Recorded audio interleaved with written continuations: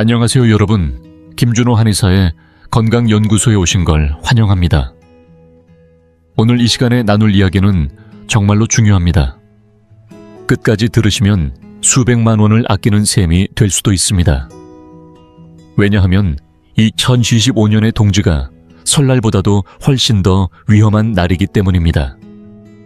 올해의 동지는 하필 천사일과 겹치는 날이며 100년에 한 번 올까 말까 한 반전의 기회이자 여러분 인생의 커다란 전환점이 될 수 있는 날입니다. 반드시 기억하세요. 동지 당일에 절대로 상에 올려서는 안 되는 불운의 음식 5가지가 있습니다. 이 음식들을 먹는다면 내년 한 해에는 시련의 연속이 될 수밖에 없습니다. 혹시라도 내년의 불운을 피하고 싶으시다면 오늘 이 영상을 반드시 끝까지 시청해 주세요. 이제부터는 제가 수십 년간 쌓아온 실제 경험과 핵심 지식을 아낌없이 여러분께 전해드리겠습니다. 어느덧 12월 21일 동지날이 코앞으로 다가왔습니다. 다들 동지에는 반드시 보양을 해야 한다는 걸 잘 알고 계시죠? 지금 거리에는 양고기 전골집 생강오리 탕집이 손님들로 북적이며 장사가 아주 잘 되고 있습니다. 대부분의 사람들은 이 날을 한 해 중 가장 기쁜 날 가족이 모여 만두국과 새알심을 나누어 먹는 따뜻한 명절로 생각합니다. 그렇죠. 그런데 오늘 저는 여러분께 꼭 짚고 넘어가야 할 차가운 경고 하나를 드리겠습니다. 제가 드리고 싶은 말씀이 있습니다. 동짓날은요, 1년 중에서 가장 음기가 강하고 가장 위험한 날입니다. 예로부터 어르신들 사이에는 이런 말이 전해졌습니다. 동지는 설날만큼 중요하다. 하지만 이 말에는 숨겨진 뒷말이 있습니다. 그게 뭔지 아십니까? 바로 동지는 저승의 문이 열린다는 뜻도 함께 담고 있다는 겁니다. 지금이라도 가까운 종합병원의 응급실을 한번 들여다보세요. 해마다 동지를 전후한 이 며칠 동안은 구급차가 가장 자주 오가는 시기입니다. 뇌졸중, 심근경색, 천식발작, 심지어는 그냥 평소처럼 주무시다가 다시는 깨어나지 못하는 경우까지 평소보다 몇 배나 많아지는 때가 바로 이 시기입니다. 왜일까요? 많은 분들이 나는 아직 괜찮아, 나는 건강하니까 문제없어라며 조심하지 않기 때문입니다. 특히 우리 50대, 60대, 70대 분들 체력엔 자신이 있으시죠? 운동도 하시고 등산도 다니시고. 그러니 조상님들이 내려주신 섭생의 규칙도 그냥 옛날 이야기쯤으로 넘기시는 경우가 많습니다. 하지만 그 결과가 어떠냐? 이날 정말 딱 한 번만 잘못 드시거나 잠깐 몸을 차게 하거나 사소한 행동 하나만 실수해도 원래 멀쩡하던 몸이 한순간에 퍽 하고 무너집니다. 혈관이 터지고 반신불수가 되어버려서 나머지 평생을 휠체어 위에서 살아야 할 수도 있다는 이야기입니다. 제가 무서운 얘기를 하려는 게 아닙니다. 그저 지금 이 순간에도 많은 분들이 모르고 계시는 동짓날의 천지자석기 흐름이 완전히 뒤바뀐다는 사실을 알려드리고 싶은 겁니다. 제가 여러분께 직접 겪은 이야기를 하나 들려드리겠습니다. 2000년대 초반 대전에 살던 제 바로 옆집 이웃 김재수 씨 이야기입니다. 김 씨는 올해 60이 갓 넘었고 공무원 퇴직한 지 이제 막 2년 된 분입니다. 몸은 얼마나 좋으시냐고요? 마치 황소 같았습니다. 특히 겨울만 되면 찬물로 세수하는 정도가 아니라 상의를 훌렁 벗고 공원에서 맨몸으로 달리기를 하시던 분입니다. 노익장이라는 말을 몸소 보여주셨죠. 저희 가족이나 이웃들이 몇 번이나 조심하라고 말씀드렸습니다. 나이가 있으시니 이젠 좀 자제하셔야 한다고요. 그런데 김 씨는 항상 손을 휘저으며 웃으셨습니다. 김준호 원장 한의사들은 너무 조심이 심해. 난 열기가 많아서 추운 건 걱정 안 해도 돼요. 그렇게 말씀하시곤 했죠. 문제는 바로 재작년 동짓날이었습니다. 그날따라 대전 날씨가 유난히도 추웠고 부슬비까지 내리는 바람에 습하고 칼바람이 뼛속을 파고드는 날이었습니다. 김 씨는 점심에 친구들 몇 명과 함께 식사를 하며 기분이 좋아지셨는지 고량주를 꽤 많이 마셨고 땀도 비오듯 흘리셨습니다. 속은 타오르는 것 같았지만 제가 늘 말씀드리듯 술기운이라는 건 거짓된 열기입니다. 몸속의 양기를 억지로 바깥으로 끌어올려서 겉은 뜨거워도 속은 이미 텅 비고 차가운 상태가 되는 거죠. 김 씨는 술자리를 마치고 집에 돌아오셨습니다. 몸이 화끈거리니까 숨이 막힌다며 창문을 활짝 열고는 찬바람이 훅훅 들어오는 거실에서 앉으셨고 급기야 냉장고에서 차가운 보리차를 꺼내 벌컥벌컥 들이켰습니다. 그게 끝이었습니다. 차는 음료가 뱃속으로 들어간 지 차에 10분도 되지 않아 일이 벌어졌습니다. 부엌에서 과일을 자르던 부인이 쿵 하는 둔탁한 소리에 놀라 거실로 뛰어나왔는데 김 씨가 그대로 바닥에 쓰러져 있었고 손에는 빈병이 들려 있었으며 입은 돌아가고 이미 의식을 잃은 상태였습니다. 구급차를 불러 병원에 실려갔지만 진단은 대뇌출혈, 그것도 광범위한 출혈이었습니다. 의료진이 사흘 밤낮을 총력을 다해 목숨은 건졌지만 결국 후유증은 피할 수 없었습니다. 지금 김재수 씨의 모습을 보면 가슴이 너무 아픕니다. 예전에는 목소리도 우렁차고 기운 넘치시던 분이 지금은 휠체어에 앉아 말도 못하시고 침을 흘리며 대소변까지 부인의 손에 의지해 살아가고 계십니다.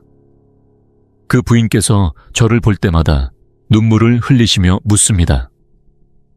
원장님, 이게 어떻게 된 거예요? 아침까지만 해도 멀쩡했는데 왜 이렇게 하루아침에 하늘이 무너진 것 같나요? 저 역시 마음이 미어지지만 이렇게밖에 말할 수 없었습니다. 이건 천재지변인 동시에 인재입니다. 음기가 가장 강하고 양기가 가장 연약한 그날 하필이면 온갖 양기를 상하게 하는 행동만 반복하셨으니 이건 신선이 와도 막을 수 없었던 일이었습니다. 여러분, 이쯤에서 우리는 반드시 교훈을 얻어야 합니다. 도대체 왜 동짓날이 이렇게도 위험한 날인지 오늘은 제가 의학이 아닌 물리로 설명해 드리겠습니다. 듣고 나면 누구나 이해가 되실 겁니다. 사람의 몸은 마치 고압밥솥과 같습니다. 평소에는 이 밥솥 안의 압력이 안정적으로 유지되죠. 그런데 동짓날이 되면 밖의 기운이 급격히 바뀌기 시작합니다. 대기압이 뚝 떨어지고 바깥은 음기가 극에 달합니다. 반면에 우리 몸속에서는 차가운 바깥 기운을 막아내기 위해 양기가 깊은 장기 속으로 숨어 들어갑니다. 살아남기 위해 온몸이 꽁꽁 닫히는 겁니다. 몸이라는 고압밥솥의 뚜껑이 바짝 잠기고 안에 열기를 지키려고 최대한 조여진 상태가 바로 이 시기입니다. 문제는 바로 이 조여진 순간입니다. 이 상태에서 김재수 씨처럼 갑자기 뜨거운 음식이나 술을 들이붓고 다시 차가운 바람을 맞거나 냉수를 들이켜면 어떻게 될까요? 안은 뜨겁고 바깥은 차가운 상태, 즉 내열외환이 되어 내부 압력은 계속 높아지는데 바깥은 딱딱하게 얼어붙어 있습니다. 그 순간 펑 하고 무언가가 터지는 거죠. 이게 바로 물리학에서 말하는 열팽창과 냉수축, 의학적으로는 바로 혈관 파열입니다. 제가 왜 동짓날 쓰러진 분들이 다시 일어나지 못하는 경우를 수없이 봤는지 이제 이해되시겠죠. 그래서 저는 항상 환자들에게 이렇게 말씀드립니다. 동지는 하늘이 이름을 부르는 날이고 저승사자가 사람을 데려가는 날이다. 이럴 땐 거북이처럼 몸을 움츠리고 얌전히 몸을 숨겨야 할 때입니다. 괜히 앞장서려 하지 마시고 하늘의 흐름에 순응하는 것이 가장 지혜로운 선택입니다. 한의학이든 주역이든 이 날을 이렇게 부릅니다. 동지일양생. 무슨 뜻일까요? 어려운 괴상 이야기 말고 제가 가장 쉬운 말로 풀어드릴게요. 일양생이란 말은요, 어두운 밤 속에서 겨우 불씨 하나가 피어난 상태입니다.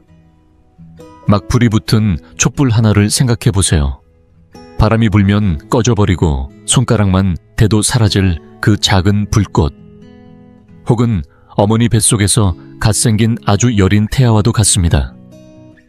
바로 이 조그마한 불꽃, 그 작은 생명이 우리가 맞이할 새해의 건강과 재물운의 씨앗인 겁니다. 이건 너무도 소중한 것이지만 동시에 너무도 약합니다. 그래서 우리가 동짓날 먹는 한 끼, 내뱉는 한마디 말, 몸을 움직이는 사소한 행동 하나까지도 모두 이 불꽃을 보호하기 위한 것이어야 합니다. 이 불씨만 잘 지켜내면 시간이 흐르면서 양기가 자라나고 이 작은 불은 점점 커져서 봄이 오면 온몸이 따뜻해지고 기운도 불타오르며 운세도 활짝 피어납니다. 그런데 만약 이 날을 가볍게 여기고 마음대로 먹고 마신다면 어떻게 될까요? 예를 들어 찬 성질의 시래기 두부국 한 그릇을 먹었다면 그건 갓붙은 불씨 위에 찬물을 확 끼얹는 겁니다. 아니면 입맛 없다고 쓴맛 나는 여름 채소를 먹었다면 그것은 태아에게 얼음을 댄 것이나 마찬가지입니다. 그럼 그런 몸에서 새해의 활력과 재원이 자랄 수 있을까요? 절대 불가능합니다. 불이 꺼졌는데 아무리 기도하고 절을 드려도 무슨 소용이 있겠습니까? 그러니 여러분, 이제부터 들으실 이 한마디 한마디는 정말 목숨 걸고 들어야 합니다. 오늘 제가 말씀드릴 내용은 단순한 미신이 아니라 여러분과 가족의 겨울 건강을 지키고 새해 복을 불러오는 살림의 비밀 코드입니다. 겨울이 춥다는 건 누구나 압니다. 지금도 창밖에 북풍이 몰아치고 어르신들 모두 패딩에 목도리 둘둘 감고 다니시잖아요. 그런데 제가 하나 묻겠습니다. 겨울 땅속은 과연 차가울까요? 따뜻할까요? 아마 시골에서 자란 분들이나 저처럼 연배가 좀 있는 분들은 기억하실 겁니다. 예전 우물가에 겨울 새벽에 물 길러 갔을 때 물에서 김이 모락모락 올라오던 거. 손을 넣으면 물이 의외로 따뜻했어요. 심지어 손보다 물이 더 따뜻했던 적도 많았죠. 이게 뭘 의미하느냐? 자연의 법칙은 겉은 차고 속은 따뜻하다는 겁니다. 겨울엔 대지의 양기가 전부 땅속 깊이 숨어서 지표면을 굳게 잠가놓고 그 안에 있는 생명의 불씨를 지키는 거예요. 그래야 봄이 오면 다시 모든 생명이 움트니까요. 사람도 마찬가지입니다. 우리는 자연의 일부니까요. 동짓날이 되면 우리 몸도 마찬가지로 겉은 차가워지고 몸의 열기와 양기는 오장육부 깊은 곳으로 숨어들어가 자신을 보호합니다. 이게 바로 양기 저장이라는 개념입니다. 그래서 정말 건강한 사람은 겨울에 손발은 차더라도 아랫배는 따뜻하고 속은 편안해야 합니다. 그게 바로 진짜 양기가 안에 잘 숨어 있는 상태죠. 그런데 요즘 어르신들 보세요. 겨울만 되면 보양식이다 보약이다 하면서 무조건 뜨거운 걸 들이붓습니다. 인삼, 녹용 홍삼 당귀. 가리지 않고 다 넣고 끓입니다. 특히 사업 좀 하신다는 분들 값비싼 홍삼 사서 차로 우려 마시고 이거 먹으면 기운 난다고 자랑하시죠. 그런데 여러분, 제가 단호하게 말씀드립니다. 그런 분들 중 대부분은 보양하는 게 아니라 몸에 독을 들이붓고 있는 겁니다. 왜냐고요? 아까 말씀드렸듯이 겨울철 우리 몸은 꽁꽁 닫힌 상태입니다. 내부의 열기를 꽉 가둔 상태에서 잘못된 자극을 주면 몸이 감당하지 못하고 무너집니다. 만약 여러분이 정말 속이 허하고 손발이 얼음장처럼 차며 평소 기력이 없으시다면 따뜻한 양고기나 생강차로 조심스럽게 보온하시는 건 좋습니다.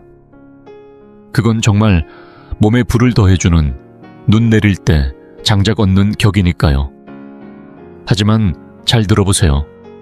요즘 50대, 60대 이후 어르신들 중에 정말 허하고 냉한 체질 가진 분이 얼마나 되겠습니까?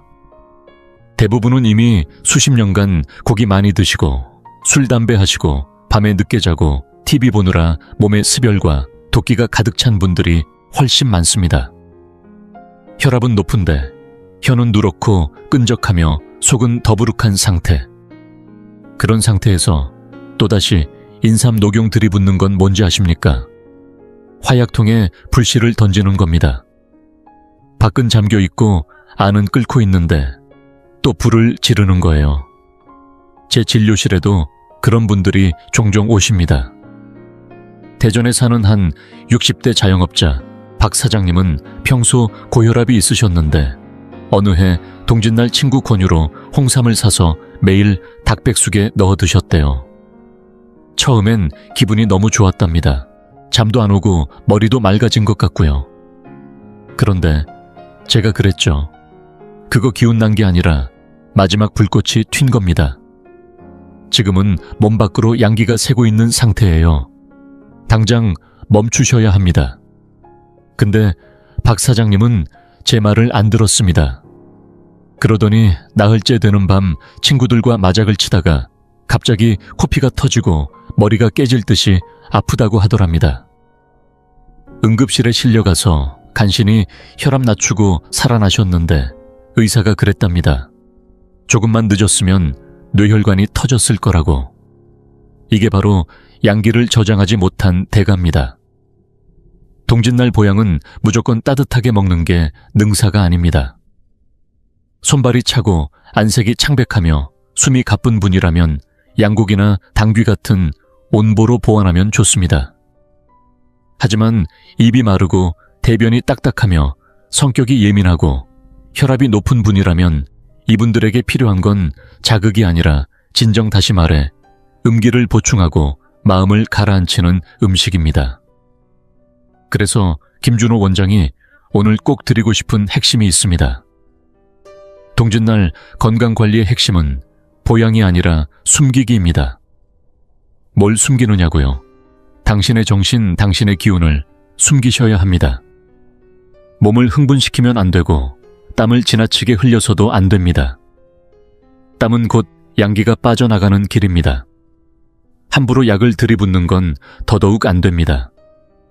여러분은 지금 겉은 조용하고 속은 따뜻한 겨울 우물이 되어야 합니다. 겉이 고요하고 속은 따뜻해야 내년 봄에 다시 건강한 기운이 피어나는 겁니다. 이제 원리는 충분히 말씀드렸습니다. 그렇다면 실제로 식탁 위에서 어떤 음식이 이런 몸의 기운을 깨고 나쁜 방향으로 끌고 가는지 구체적으로 살펴보겠습니다. 어떤 음식은 단 한 번 올리는 것만으로도 새해 복이 날아가고 건강까지 무너질 수 있습니다. 다음 시간엔 제가 딱 2가지 음식을 지목해서 말씀드릴 겁니다. 여러분, 댁 식탁에 혹시라도 이 2가지가 올라갈 예정이라면 제발 제 말을 믿고 지금 당장 그 냄비를 비워주세요. 특히 장사하시는 분들, 주식이나 부동산 하시는 은퇴 어르신들 잘 들으셔야 합니다. 평소엔 괜찮은 음식일지 몰라도 동짓날만큼은 그걸 먹는 순간 복덩이가 등을 돌리고 나가버리는 날이 됩니다. 우리 어르신들 옛말에 귀 기울이시죠. 예부터 먹는 것도 복이다 복은 말보다 밥상에서 먼저 온다는 말이 있습니다. 동지는 단순한 절기가 아닙니다. 하늘의 기운이 바뀌는 전환점입니다. 조상님들이 남겨준 수많은 섭생규칙은 괜히 있는 게 아닙니다. 괜히 복을 피하지 마시고 순리를 따라가십시오.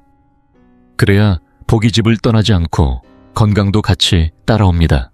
오늘 제가 꼭 짚고 넘어가야 할 2가지 음식이 있습니다. 저는 이걸 가난 부르는 식단이라 부릅니다. 동짓날에 이런 걸 올려놓고 아무 생각 없이 드신다면 새해 운세는 시작도 하기 전에 고꾸라질 수 있습니다. 첫 번째로 위험한 음식은 바로 시래기 두부국입니다. 이름은 소박하고 건강해 보이죠. 기름진 고기 요리가 부담스러워서 맑은 국물로 속을 다스리자며 이걸 끓이는 주부님들 많으실 겁니다. 평소라면 괜찮습니다.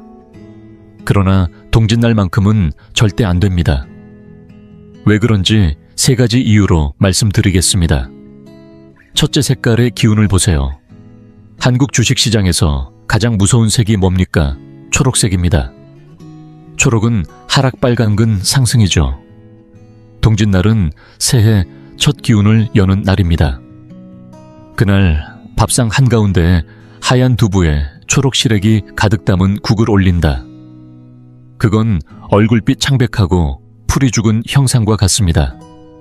그게 곧 재물의 기운을 내쫓는 행위입니다. 둘째는 상징적 의미입니다. 동지는 작은 설이라 부릅니다. 이날 우리는 풍요와 여유를 기원해야 합니다. 그런데 시래기 두부국은 어떻습니까? 말 그대로 한푼 없는 이맘때를 상징합니다. 두부는 흰색, 시래기는 초록. 그 조합은 이른바 일천기백이라는 말처럼 빈손과 허전함을 의미합니다. 그런 신호를 우주에 보내면 어떻게 되겠습니까? 저는 괜찮아요. 분은 안 와도 돼요. 라고 스스로 말하는 꼴이 되는 거죠. 결국 1년 내내 장사 열심히 해도 마지막 정산할 땐 이익이 종이장처럼 얇을 수 있습니다. 헛수고만 한 셈이죠. 셋째는 의학적 문제입니다. 이게 제일 중요합니다. 두부는 찬 성질입니다. 시래기 역시 냉합니다. 제가 앞서 말씀드렸죠. 지금 이 시기는 우리 몸속의 양기가 겨우 불씨만큼 살아있는 상태입니다. 그 불씨가 콩알만한 상태일 때 거기다 차가운 국 한 사발 들이붓는다는 건 그 불씨에 찬물 들이붓는 것과 같습니다.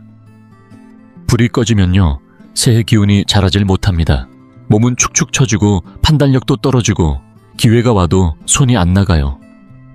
그게 바로 건강 잃고 돈 잃는 전조입니다. 그래서 동짓날 밥상엔 반드시 붉은색 음식, 따뜻한 기운고기 요리가 있어야 합니다. 그래야 불꽃처럼 기운이 살아납니다. 자, 두 번째로 절대 피해야 할 음식은 바로 고야, 즉 쓴 오이입니다. 여기선 쓴맛 채소 전반을 포함합니다. 고야, 쓴나물, 연자심 같은 것들. 이건 이름부터 심상치 않습니다. 쓴맛은 한약도 아니고 겨울날 아침 밥상에 오를 이유가 없습니다. 특히 당뇨 있으신 어르신들 중엔 고야가 혈당 낮춘다고 자주 드시는데 동짓날만큼은 반드시 피하십시오. 이건 몸의 문제가 아니라 기운의 문제입니다. 생각해보세요. 동지는 양기가 되살아나는 날입니다. 어두운 터널 끝에서 비로소 한 줄기 빛이 들어오는 희망의 시작입니다. 그 시점에서 입에다 쓴맛을 넣는다. 그건 한 해를 고통으로 시작하겠다는 뜻입니다. 우리는 다들 이미 힘들게 살아가고 있지 않습니까? 새해 시작부터 괜히 더 무거운 마음을 얹어 뭐 하겠습니까? 이런 건 심리적으로도 큰 마이너스 신호가 됩니다. 의학적으로도 문제 많습니다. 고야는 매우 찬 성질을 갖고 있습니다. 본래 여름철 더위를 식히기 위해 먹는 채소입니다. 그런데 지금은 겨울 게다가 동짓날입니다. 찬 성질의 고야가 위와 비장을 덮치면 몸속 장부가 얼어붙고 기운이 흐르지 않아 손발은 차지고 소화도 안 되고 결국 운까지 막힙니다. 실제로 저희 진료실에 오셨던 한 수출업자 어르신이 있었습니다. 동짓날에 굳이 고야갈비탕을 드시고는 명절 지나고 중요한 화물이 세관에 묶여버렸어요.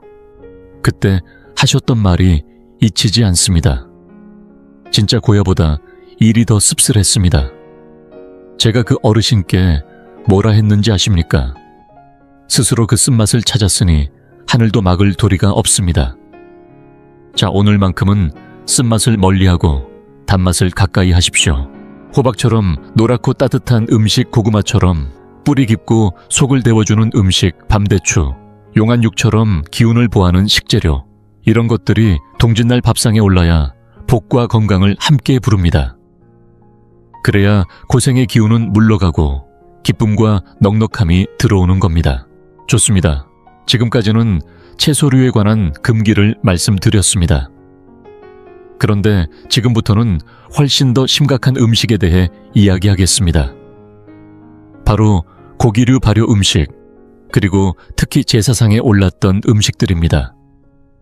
이건 단순히 돈이 새어나가는 문제가 아닙니다. 음양의 경계를 건드리는 위험한 영역입니다. 어떤 음식은 먹는 순간 단지 영양소가 아니라 기운 자체를 엉뚱한 방향으로 틀어버립니다. 다시 말해 이승과 저승이 나누는 밥그릇을 건드리는 행위가 될 수 있다는 겁니다. 그 결과는 단순한 재물 손실보다 훨씬 무섭습니다. 방금 전까지 말씀드린 채소는 기껏해야 복이 도망간다는 수준이었습니다. 하지만 지금부터 말씀드릴 이 세 가지 음식은 몸을 상하게 하고 음기를 불러들이며 궁극적으로는 운세까지 뿌리째 흔드는 문제로 이어질 수 있습니다. 우리나라에서도 마찬가지입니다. 설날이나 음력 초하루, 보름 동지 같은 날은 제사 지내는 집들이 많습니다. 조상님께 절을 올리고 정성껏 음식을 차려 올리는 것 자체는 분명 좋은 일입니다. 문제는 그 다음입니다. 많은 분들이 제사 음식은 복이 깃들었다며 동짓날에도 그 음식을 식탁에 다시 올리고 아이들과 함께 나누어 먹곤 하십니다. 평소라면 괜찮습니다. 그러나 동짓날만큼은 예외입니다. 왜냐고요? 이 날은 1년 중에서도 음기가 가장 강하게 솟구치는 날입니다. 쉽게 말해 양과 음의 경계가 가장 흐려지는 시점이라는 뜻입니다.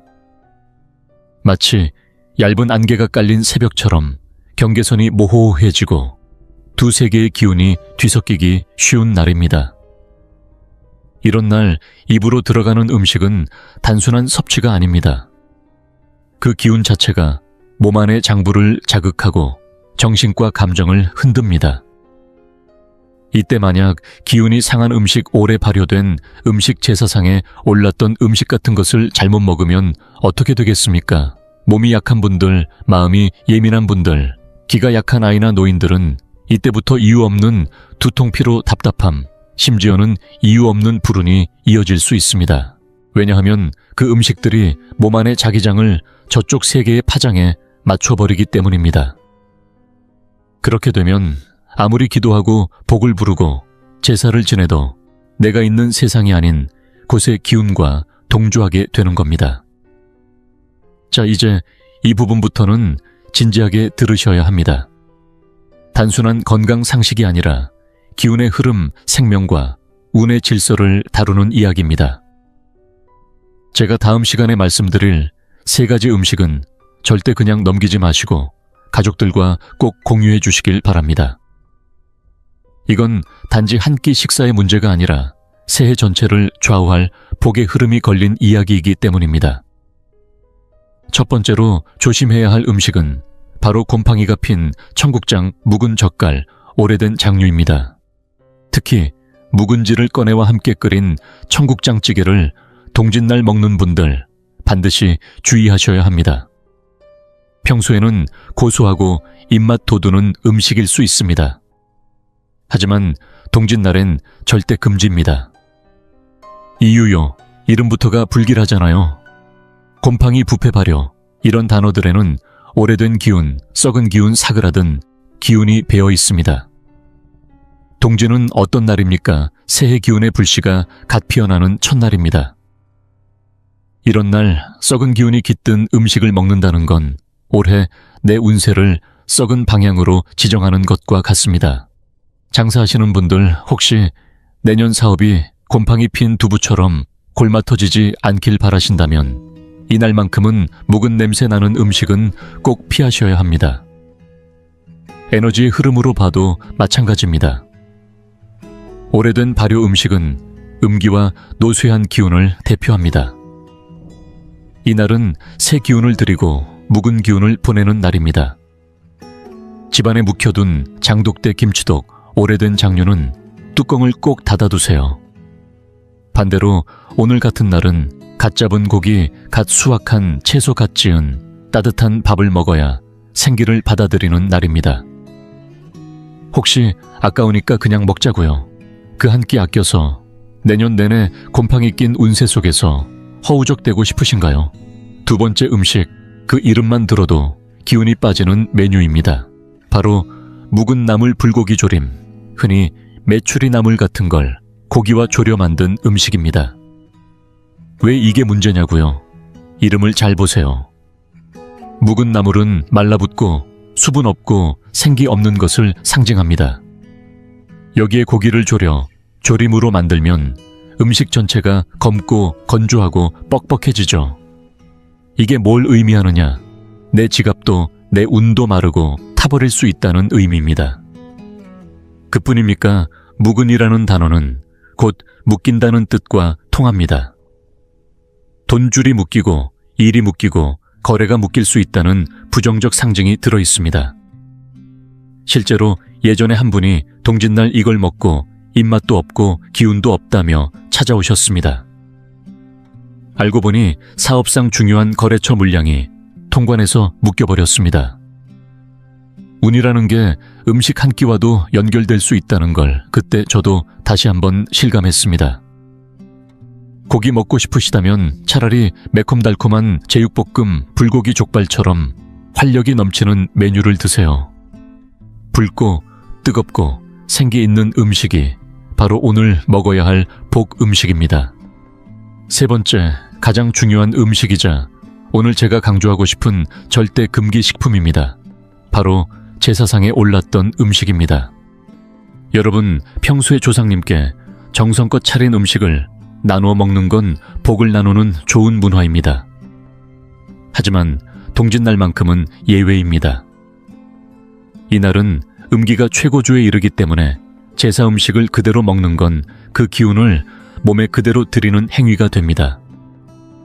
이걸 단적으로 보여준 사례가 있습니다. 제가 진료본 환자 중에 8살 된 손자가 있었는데요. 그해 동짓날 할아버지 할머니를 따라 산소에 성묘를 다녀왔답니다. 차가운 바람 불던 그날 제사를 마치고 할머니가 아이가 배고플까봐 제사상에 올렸던 식은 닭다리를 꺼내줘서 먹였어요. 문제는 거기서 시작됐습니다. 아이는 산에서 내려오기도 전에 배가 아프기 시작했고 집에 오자마자 고열에 시달리고 입에서는 헛소리를 하며 누가 내 닭다리 가져간다고 울기 시작했답니다. 병원에서는 바이러스성 장염이라 했지만 제가 진맥해보니 혀는 하얗게 두껍고 맥은 꺼지고 딱딱했어요. 완전히 음기한기, 사기가 뼛속까지 들어온 상태였던 겁니다. 왜 그랬을까요? 그 닭다리는 산속 차가운 기운, 제사에 음기, 공중에 떠도는 맑지 않은 기운을 한가득 머금고 있었던 겁니다. 아이처럼 순수한 양기가 강한 존재는 그런 기운에 바로 반응하죠. 그래서 그걸 입에 넣는 순간 몸 안의 보호막이 무너져 버린 겁니다. 정말 무서운 일입니다. 그렇다면 방법이 없느냐? 꼭 제사 음식이 아까워서 버릴 수 없다면 반드시 집에 가져와서 센 불에 다시 끓이고 생강파, 청주 등을 넣어 완전히 익힌 후에 드셔야 합니다. 그 안에 남아있는 한기와 음기를 화기로 다스려 줘야 비로소 사람의 음식이 되는 겁니다. 하지만 김준호 한의사가 권해드리는 방법은요. 차라리 그 음식은 산짐승이나 새들에게 나눠주세요. 자연에 다시 돌려보내는 것도 복을 짓는 길입니다. 집에 와서는 따뜻한 찜, 신선한 국 오늘 아침에 지은 밥으로 따끈하게 식사하세요. 그게 가족의 기운을 살리고 복을 집안에 드리는 길입니다. 괜히 그 한 점 아깝다고 먹었다가 온 집안의 운이 꺾이는 일은 절대 있어선 안 됩니다. 좋습니다. 이제 궁상 밥상도 음기 밥상도 다 치웠습니다. 자, 이젠 탁자도 말끔히 닦고 그 위에 진짜 복을 부르고 건강을 지켜주는 음식을 올려야 할 차례입니다. 오늘 제가 여러분께 공개할 이 식단은 단순한 음식표가 아닙니다. 김준호 한의사 전용 비방 밥상, 특히 귀신도 물러가는 붉은 팥죽, 그리고 의성 허준이 남긴 귀동탕까지. 바로 이게 동짓날에 먹어야 할 진짜 운 바꾸는 밥상입니다. 그럼 지금부터 아버님, 어머님, 이모, 고모, 삼촌 다들 노트 꺼내세요. 이건 일반 요리책이 아닙니다. 제가 평생 연구해온 동양의학 이론과 기운의 법칙, 그리고 풍수의 원리 다 녹여낸 겨울 운세 전환 식단입니다. 많은 분들이 동짓날엔 새알심 든 팥죽만 떠올리십니다. 뭐 팥죽 한 그릇 먹고 한 살 더 먹는다, 틀린 말은 아닙니다. 하지만 그건 디저트입니다. 진짜 재난을 막고 심장을 살리고 내년 기운을 확 열어줄 메인 요리는 바로 아래 3가지입니다. 첫째, 만두와 떡국. 이건 단순한 음식이 아닙니다. 혼돈을 깨고 지혜를 여는 상징입니다. 혹시 경상도 출신이시라면 동짓날 떡국 드셨을 겁니다. 전라도나 충청도 쪽 어르신은 만두국을 드셨겠지요. 그런데 이 음식들엔 깊은 의미가 담겨 있습니다. 조선시대 한의서에도 나옵니다. 겨울엔 귀가 약해지고 머리가 멍해지기 쉬운데 이때 따뜻한 육즙의 고기와 매운 향신약재를 피로 싸서 찐 것 바로 만두입니다.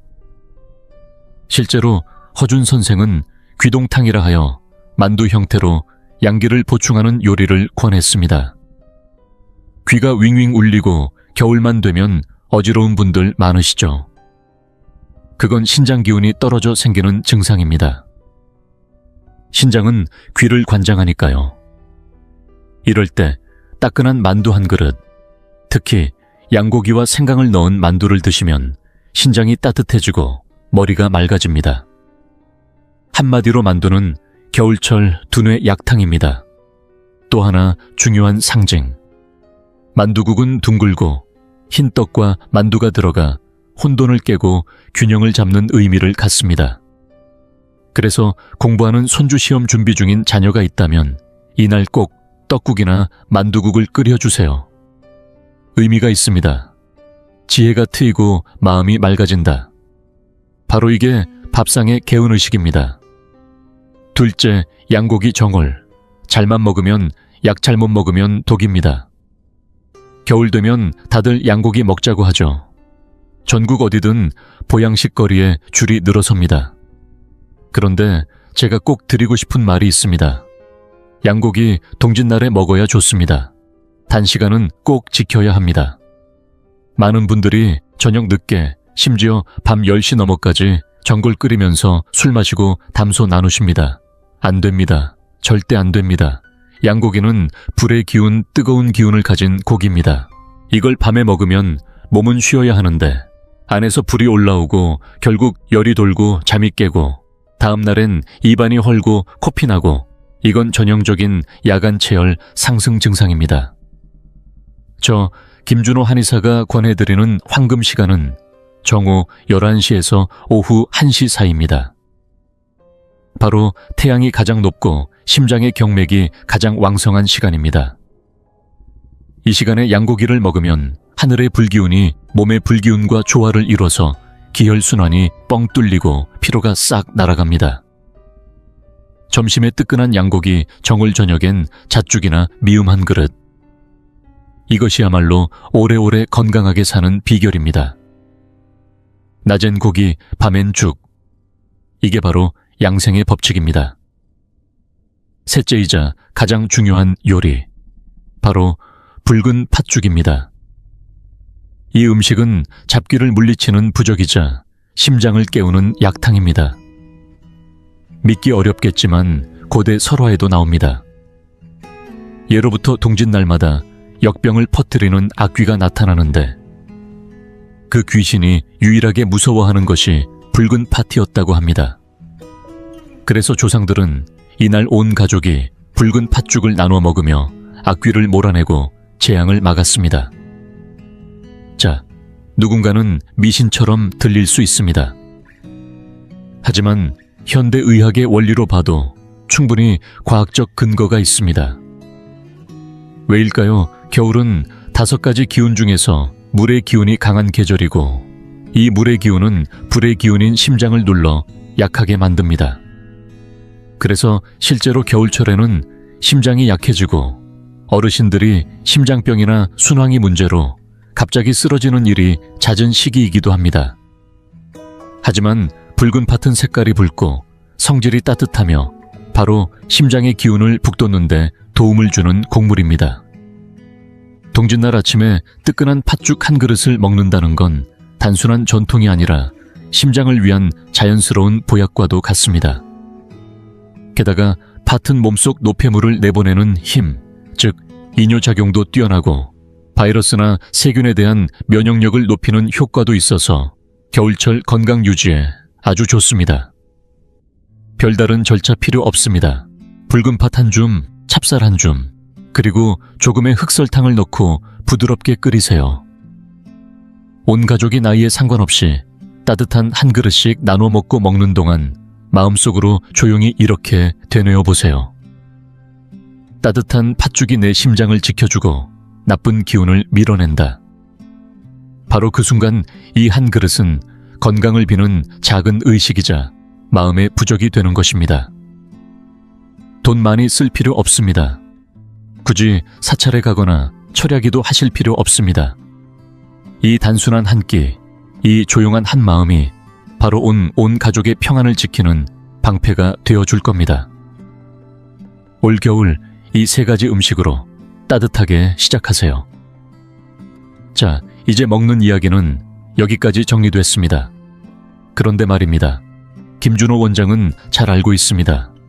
아직도 수십 년 동안 무릎 시리고 허리 저린 만성 한랭통 혹은 젊은 부부들 중에서 아이를 원하면서도 체내 냉기로 인해 고생하는 경우 그냥 먹는 것만으로는 뼛속 깊이 자리 잡은 찬 기운을 몰아낼 수 없다는 사실을요. 그래서 오늘 제가 소개할 다음 수업은 돈 한 푼 들지 않지만 병원에서 맞는 링거보다 수십만 원짜리 건강보조식품보다 더 강력한 방법 2가지입니다. 집에 소금만 있으면 됩니다. 하늘에 해만 떠 있으면 됩니다. 그럼 저는 여러분께 수십 년 묵은 병의 뿌리 뽑아드릴 수 있습니다. 여러분도 아시죠? 병원 가면 의사들이 약봉투 몇 개씩 주고 물리치료 받으라고 하고 끝입니다. 하지만 제가 단언컨대 가장 훌륭한 의사는 자기 자신입니다. 가장 강한 약은 자연이 주는 태양과 땅의 기운입니다. 특히 동짓날 하늘의 양기가 처음 올라오는 시기, 이때 몸에 불을 넣어 효과는 평소의 100배입니다. 이걸 우리는 사량박청은이라 하죠. 작은 힘으로 큰 변화를 만들어내는 법입니다. 전수비법 첫 번째, 이름하여 소금뜸 정확히는 소금격강 애주법입니다. 이건 제가 생명을 살린 적도 있는 구급 처방입니다. 늘 손발이 차가운 분, 생리통이 극심한 여성 자주, 배탈나는 노인분들, 그리고 기력 없는 분들에겐 특히 효과가 큽니다. 자, 준비물은 단 3가지입니다. 1. 굵은 소금 혹은 없으면 일반 소금. 생강 1조각. 3. 약국에서 파는 애숙봉 하나. 방법은 간단합니다. 1단계 소금으로 배꼽을 채웁니다. 이곳은 한의학에서 신궐혈이라 부릅니다. 여기를 가볍게 눌러 소금으로 평평하게 메꿔줍니다. 2단계 생강 1조각을 동전 두께로 잘라서 이 위에 덮습니다. 생강엔 기공을 뚫어주는 힘이 있으니 젓가락이나 이쑤시개로 구멍을 송송 뚫어주세요. 3단계 그 위에 도로 자른 애숙봉을 올려놓고 불을 붙입니다. 이제 원리를 알려드릴게요. 왜 소금일까요?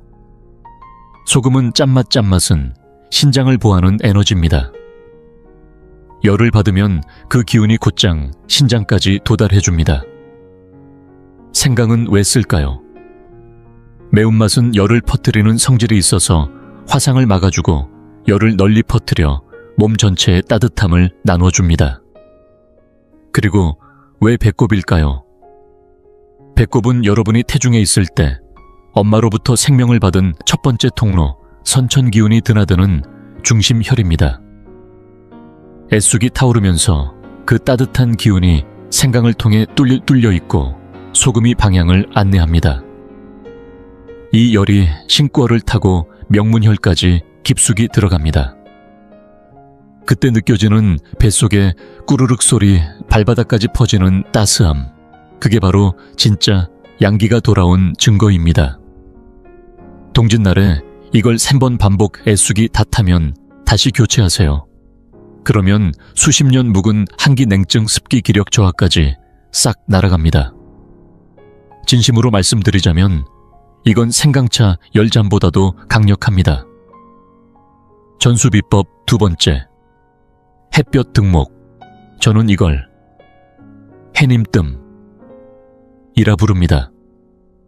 만약 위 방법이 귀찮다면 이건 무조건 하셔야 합니다. 동짓날 해만 떴다 그럼 그건 하늘에서 황금이 떨어진 날입니다. 방법은 간단합니다. 의자 하나 꺼내서 베란다나 마당에 앉습니다.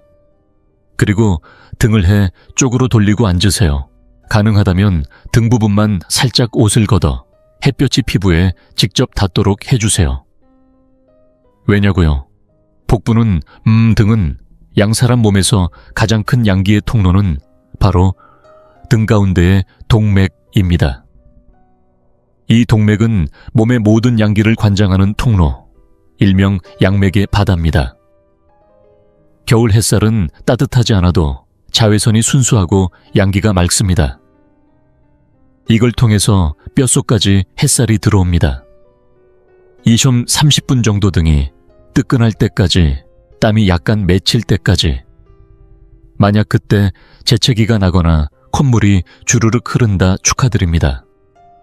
바로 그 순간 몸속 한기가 빠져나간 겁니다. 겨울 감기 바이러스 어림없습니다. 비싼 약 필요 없습니다. 수만 원짜리 보약 필요 없습니다. 태양은 모든 사람에게 공평하고 그 햇살은 하늘이 주는 최고의 선물입니다. 이것만 실천해도 여러분 내년 한 해 감기 한 번 안 걸리고 몸이 따뜻하고 마음이 평안하게 그렇게 살아가실 수 있습니다. 이제 몸의 기운은 살렸습니다. 그런데 진짜 마무리는 집입니다. 아무리 건강을 회복해도 내가 사는 공간의 기운이 막혀 있으면 그 복도 다시 빠져나갑니다. 제가 수많은 어르신들을 진료하면서 깨달은 게 하나 있습니다. 운이 안 풀리는 집에는 공통점이 있다는 겁니다. 소파는 10년째 그 자리고 침대 밑은 먼지와 오래된 상자들이 가득합니다. 기운이 흐르지 않으면 그건 바로 죽은 물입니다. 죽은 물에서는 재물이 썩고 건강도 흐트러지며 사람이 점점 기운을 잃습니다. 동지는 양기가 처음 깨어나는 날입니다. 그래서 바로 이 날이 집안의 기운을 깨우기에 가장 좋은 타이밍입니다. 지금부터 제가 알려드리는 두 가지 실전 풍수 동작. 간단하지만 효과는 대단합니다. 첫 번째, 기운을 깨우는 자리 바꾸기입니다. 거창할 것 없습니다. 오늘 하루 집 안에 있는 소파나 침대, 그걸 조금만 밀어보세요. 정말 조금만 바닥 청소가 가능할 만큼만 움직이면 됩니다. 그 안에 먼지를 닦고 다시 원래대로 돌려놓는 것만으로도 지기, 즉 땅의 기운이 깨어납니다. 올해 운이 꼬이고 하는 일마다 벽에 부딪혔다면 꼭 해보세요. 이건 단순한 청소가 아니라 묵은 기운을 깨우고 재물을 움직이는 행동입니다. 몸이 뒤척이듯 집도 뒤척여야 새로운 기운이 들어옵니다. 두 번째는 재물 심기 의식, 일명 쌀독, 금전 심기띠입니다. 집에 금색 500원짜리 동전 하나 있으신가요? 혹은 예전 엽전처럼 생긴 동전도 괜찮습니다. 이걸 깨끗이 닦은 후 쌀독 맨 아래나 침대 머리 쪽 밑에 조용히 넣어두세요. 쌀은 곧 먹을 복, 침대는 곧 뿌리의 기운입니다. 동지는 숨기는 계절 기운을 안으로 심는 시기입니다. 이때 재물의 상징인 금속을 쌀에 묻거나 침대 아래 숨기는 것은 바로 내년 복이 움트는 씨앗을 뿌리는 행위입니다. 우리가 심은 그 동전은 돈줄이 자라나는 근본이 될 것입니다. 돈이 바닥나지 않는 집은 근본이 단단한 집입니다. 이제 마지막입니다. 지금부터는 의술도 풍수도 아닙니다.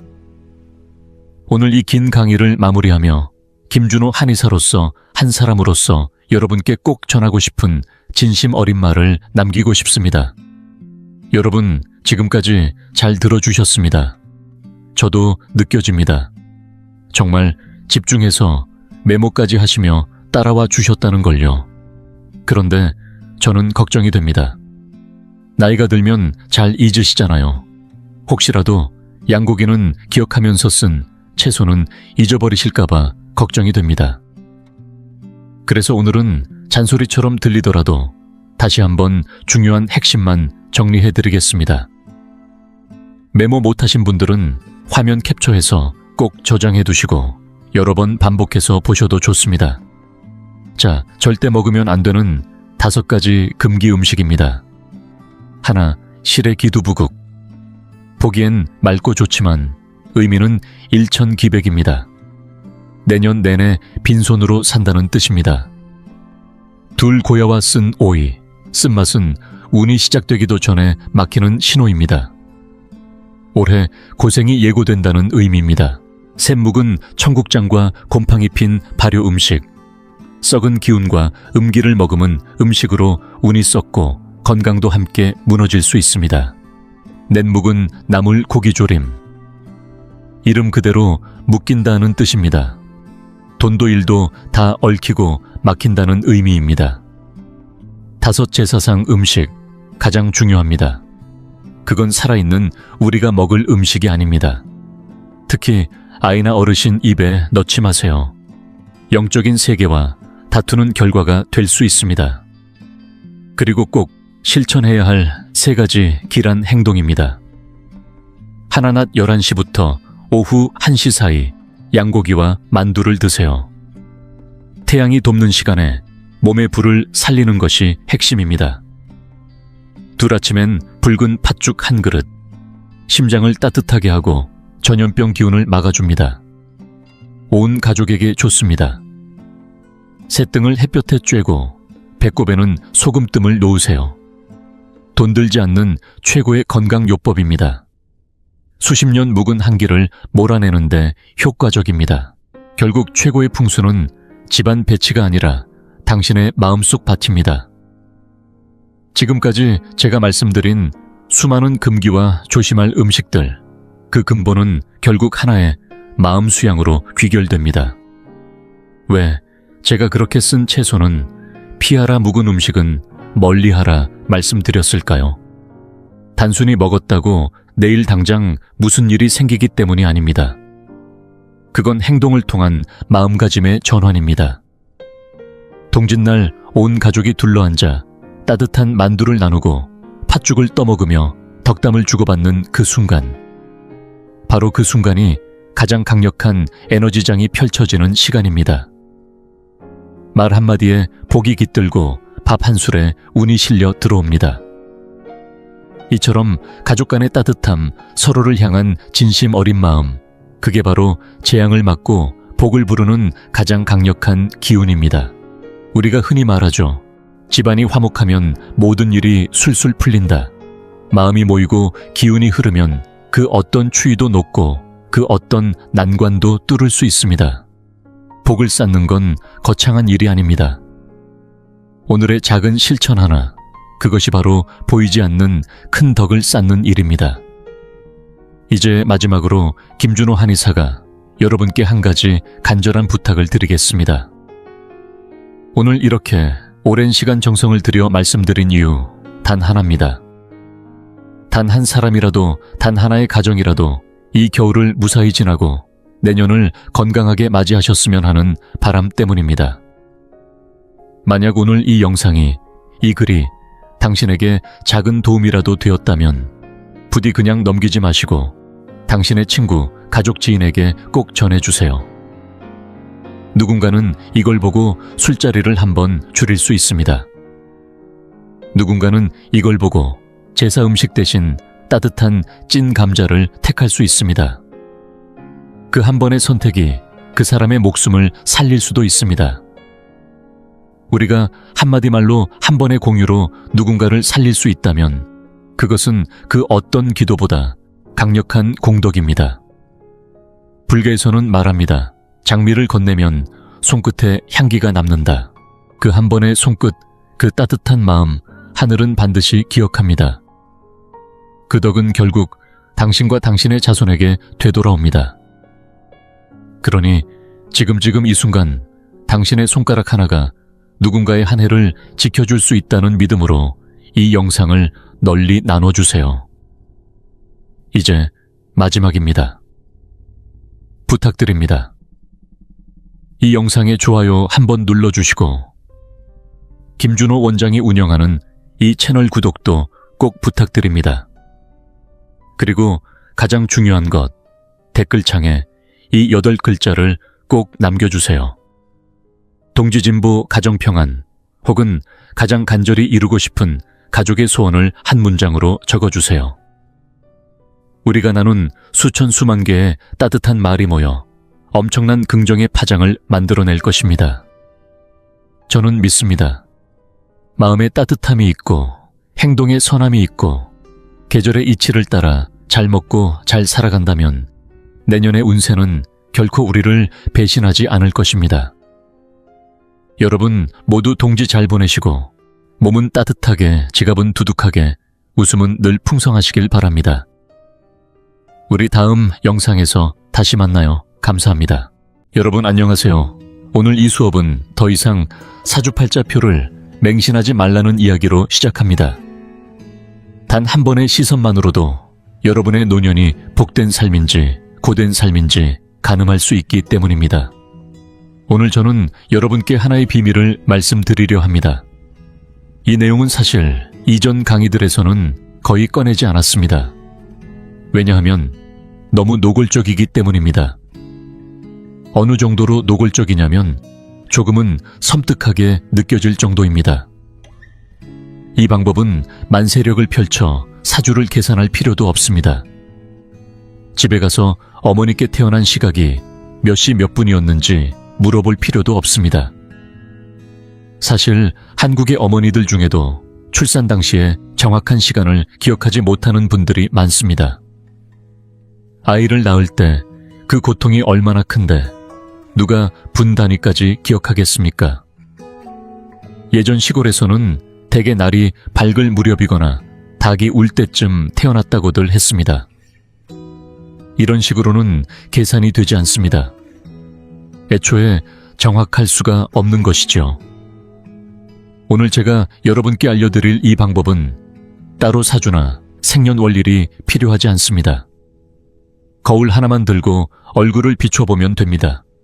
아니면 길을 지나가다 우연히 마주친 사람을 유심히 바라보는 것만으로도 충분합니다. 그 단 한 번의 시선으로 이 사람이 노년에 평탄하게 살지, 외롭게 지낼지, 자식들이 곁을 지킬지, 외면할지, 손에 쓸 돈이 있을지, 텅 비어 있을지, 몸에 큰 병이 찾아올지 말지를 바로 알아차릴 수 있습니다. 제가 좀 세게 말씀드릴게요. 이건 절에 가서 부적을 받거나 동네 점집에서 사주풀이하는 것보다도 훨씬 빠르고 훨씬 정확합니다. 이런 말을 하면 언짢아 하는 분들도 많습니다. 특히 팔자를 보고 상담하는 일을 하시는 분들이 그렇습니다. 그분들은 저에게 이렇게 말합니다. 선생님 팔자는 우리 조상님들이 물려주신 전통인데 그걸 무시해서야 되겠습니까? 여러분, 저는 팔자가 쓸모없다고 말한 적 없습니다. 당연히 소중한 자료입니다. 태어날 때부터 주어진 인생의 설계도를 보는 도구로 그 가치가 분명합니다. 하지만 우리 조상님들이 그저 그런 도구 하나만 남겨주셨을까요? 너무 얕게 보시는 겁니다. 옛사람들이 남긴 지혜는 이 세상 곳곳에 담겨 있습니다. 하늘을 봐도 징조가 있고 땅을 봐도 징조가 있으며 사람의 몸 역시 그 징조를 담고 있는 또 하나의 세상이라는 걸 늘 기억하셔야 합니다. 옛 성현들은 이렇게 말했습니다. 하늘에는 하늘의 이치가 있고 땅에는 땅의 법도가 있으며 사람에게는 사람만의 길이 있다고요. 그렇다면 하늘의 이치는 무엇일까요? 하늘 위에 떠 있는 별들 해가 뜨고 달이 지는 그 모든 흐름에는 일정한 궤도가 있습니다. 절대 제멋대로 움직이지 않죠. 땅의 법도는 또 어떻습니까? 산과 강바람이 머무는 자리, 사람이 살기 좋은 땅 모두가 정해진 원리와 흐름에 따라 존재합니다. 그렇다면 사람은 어떨까요? 사람은 하늘과 땅 사이에서 가장 영적인 존재입니다. 우리 몸 자체가 하나의 우주이고 얼굴은 바로 그 작은 우주의 지형도입니다. 하늘의 해는 왼쪽 눈에 다른 오른쪽 눈에, 임하는 남쪽의 산의 턱은 북쪽의 산맥에 해당합니다. 그러니 여러분의 이 얼굴은 곧 하나의 하늘이며 땅이며 운명의 지도인 셈입니다. 그래서 관상을 본다는 건 곧 풍수를 보는 것과 같습니다. 굳이 태어난 시간을 캐묻지 않아도 됩니다. 여러분이 살아가며 얼굴에 새겨진 모습이야말로 바로 그 사람의 살아있는 운명이기 때문입니다. 특히 우리 대한민국 분들, 특히 중장년층은 인생의 후반 운세에 대해 굉장히 예민합니다. 젊었을 때는 누구나 열심히 삽니다. 새삼 강조할 것도 없죠. 다들 최선을 다해 살아오셨습니다. 하지만 인생을 그렇게 치열하게 달려온 끝에서 가장 두려운 건 뭘까요? 바로 50살, 60살이 넘어서부터입니다. 그 나이면 마땅히 마음 편히 여유를 누리며 손주 재롱이나 보며 살아야 할 때인데 현실은 어떻습니까? 돈은 있는데 몸이 따라주지 않아서 쓸 수가 없고, 아니면 몸은 멀쩡한데 통장에 잔고가 없습니다. 더 안타까운 건 자식들마저 떠나버리고 홀로 외롭게 노년을 견뎌야 하는 경우입니다. 그래서 제가 오늘 말씀드리려는 핵심이 바로 여기 있습니다. 노년운입니다. 많은 분들이 저한테 이렇게 물어요. 김준호 원장님, 저는 돈복이 있나요? 저는 분명히 말씀드립니다. 돈복이라는 건 사실 중년의 운입니다. 젊을 때 피땀 흘려 노력해서 끌어오는 운이죠. 그런데 그 돈, 그 명예, 그 가정을 끝까지 지켜낼 수 있느냐는 완전히 다른 문제입니다. 노년이 평안하냐 아니냐는 단지 재물운으로만 판단할 수 없습니다. 창고가 있어야 합니다. 그 창고가 얼마나 단단하냐에 따라 인생의 후반부가 결정됩니다. 자, 그럼 내 노년이 복 많은 삶인지 아니면 외롭고 고단한 삶인지 알아보려면 어디를 보면 될까요? 복잡하게 생각하실 것 없습니다. 단 한 군데만 보면 됩니다. 저는 뜸들이지 않습니다. 바로 당신 얼굴에 있는 두 줄의 선, 매일 거울에서 마주치지만 한 번도 진지하게 바라보지 않았던 그 두 선을 보면 됩니다. 콧망울 옆에서 입꼬리 방향으로 내려오는 이 두 줄 바로 법령선입니다. 지금 당장 손으로 만져보세요. 어떤 분들은 이렇게 말할 수도 있습니다. 아이 원장님, 그건 그냥 주름 아닌가요? 나이 들면 다 생기잖아요. 보기 싫어서 필러 맞으려고 했는데요. 멈추세요. 제발 건드리지 마세요. 진심으로 말씀드립니다. 만약 그 선을 인위적으로 지워버린다면 당신의 수명과 관운까지 함께 지워질 수 있습니다. 이건 과장이 아닙니다. 왜 이 두 줄이 그렇게 중요하냐고요. 얼굴을 세 부분으로 나눴을 때 이마는 청년기, 코 주변은 중년기, 턱은 노년기를 뜻합니다. 그리고 법령선은 바로 중년과 노년을 이어주는 경계선이자 다리입니다. 아니면 흐르는 기운을 아래로 안내해주는 하수관 같은 역할이죠. 에서 보면 이 얼굴의 부위는 손괴와 곤괴에 해당합니다. 손은 바람이고 곤은 대지입니다. 바람은 명령을 내리고 땅은 그 명령을 묵묵히 받아들이고 지탱합니다. 그래서 이 선을 법령이라 부릅니다. 법과 명령의 흐름, 그것이 바로 인생 후반기, 특히 50살 이후의 권위와 운세를 결정짓는 자리이기 때문입니다. 예전에 제가 한 기업인을 만난 적이 있습니다. 서울 강남에서 꽤나 유명한 사업가였는데 40대 중반까지는 그야말로 승승장구였습니다. 그 사람이 지나가기만 해도 주변이 들썩일 정도였죠. 그런데 어느 날 제가 우연히 그의 얼굴을 자세히 보게 됐습니다. 그리고 가슴이 철렁했습니다. 왜냐고요? 그 사람의 법령선이 너무나 얕았고 심지어 한쪽은 끊겨 있었기 때문입니다. 저는 조심스럽게 말했습니다. 김 사장님, 조심하셔야겠습니다. 55 이후에 큰 고비가 옵니다. 물론 그는 귓등으로도 듣지 않았습니다. 내가 지금 얼마나 탄탄한데, 몸도 멀쩡하고 돈도 잘 벌고 있는데 무슨 말도 안 되는 소리냐며 웃어넘겼죠. 그런데 결국은 어떻게 되었을까요? 예언처럼 정확히 그 다음 해 50여 년간 쌓아온 제국이 한순간에 무너졌습니다. 투자 실패는 시작에 불과했고 가장 큰 문제는 바람기였습니다. 바깥일로 가정이 파탄났고 부인은 거액의 위자료를 받고 떠났으며 아들은 아예 아버지를 외면해버렸습니다. 결국 그는 혼자 옥상에 지은 조그만 새방에서 병든 몸으로 말 한마디 건넬 사람도 없이 늙어갔습니다.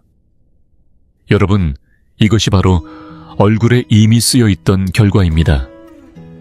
법령선이 끊기면 인생의 마지막 길도 끊기는 겁니다. 그러니 이 강의 반드시 끝까지 들으셔야 합니다. 저는 오늘 이 자리에서 법령선이 어떤 형태일 때 좋은지, 나쁜지, 흉한지, 길한지 그 모든 것을 낱낱이 파헤쳐서 알려드릴 겁니다. 여러분은 이제 점쟁이를 찾아갈 필요가 없습니다. 거울 하나만 있으면 됩니다. 그 거울에 비친 여러분의 얼굴이 앞으로 남은 수십 년이 복인지 고통인지 말해주기 때문입니다. 하지만 여기서 더 중요한 것이 있습니다. 혹시라도 거울 속 내 모습이 고된 인생을 암시하고 있다면 정말로 방법은 없는 걸까요? 아니죠. 방법이 있습니다. 김준호 원장이 병만 진단하고 치료법은 안 알려드릴 리가 있겠습니까? 운명은 바꿀 수 있습니다. 단 그 전에 반드시 문제의 뿌리가 어디에 있는지를 아는 것, 그것이 먼저입니다. 그렇지 않습니까? 좋습니다. 도입부는 여기까지 정리했으니 이제부터는 본격적인 핵심 내용으로 들어가겠습니다.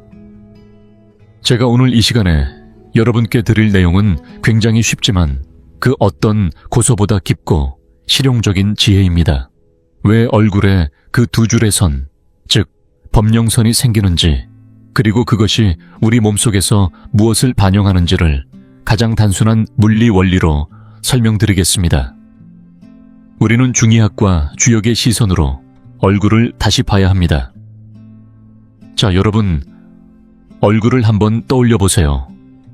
그건 마치 하나의 지구와도 같습니다. 좀 더 구체적으로 표현하자면 여러분의 얼굴은 바로 우리 대한민국의 지리와 닮아 있습니다. 이마는 한라산처럼 우뚝 솟은 고산이고 턱은 남해처럼 넓고 깊은 바다입니다. 그렇다면 그 가운데를 가로지르는 코는 무엇일까요? 관상에서는 토성이라 부르며 한반도의 척추처럼 중앙을 흐르는 산줄기 백두대간과 같습니다. 기운은 위에서 아래로 흐릅니다. 높은 이마에서 코를 따라 흐르는 이 생기 마지막에는 어디로 가야 할까요? 바로 입입니다. 입은 관상에서 출납관이라 하여 음식이 들어가고 말이 나오는 구멍이자 인생의 바다입니다. 그런데 문제가 생깁니다. 만약 이 기운이 아무런 방해 없이 코에서 곧장 입으로 쏟아져 들어간다면 어떻게 될까요? 그건 홍수입니다. 산사태고 토사 붕괴입니다. 물도 못 머물고 기운도 흩어집니다. 그래서 하늘은 정말 신묘한 설계를 했습니다.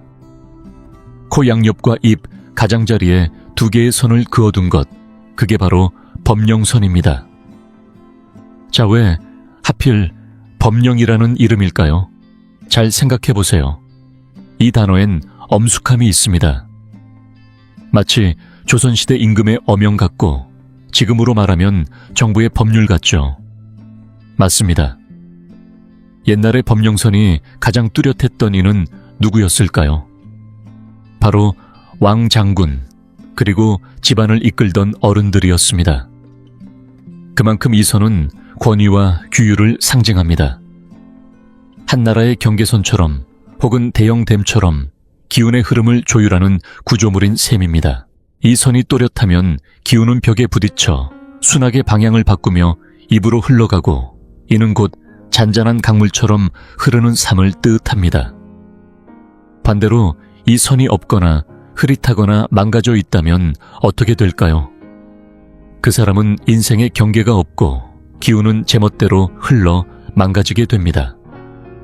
실제로 신뢰 없고 원칙 없는 사람들, 자식 교육 못 시키는 사람들의 얼굴을 보면 법령선이 뒤엉켜 있거나 아예 없습니다.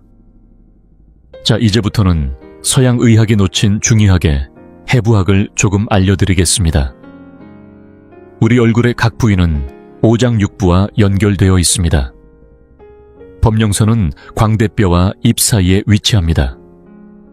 광대 근육은 폐와 연결되고 입은 신장과 관련되어 있죠. 오행으로 말하면 폐는 금, 입은 수입니다. 그리고 법령선은 바로 이 금과 수가 교차하는 자리입니다. 중의학에서 금생수라 하죠.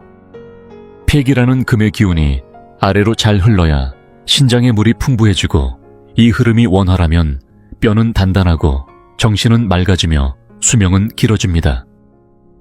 그래서 옛사람들은 이 선을 수명띠라 부르며 긴 법령선은 장수의 상징으로 여겼습니다. 실제로 장수하신 어르신들을 보면 이 선이 길게 턱 밑까지 이어지며 끈처럼 내려옵니다.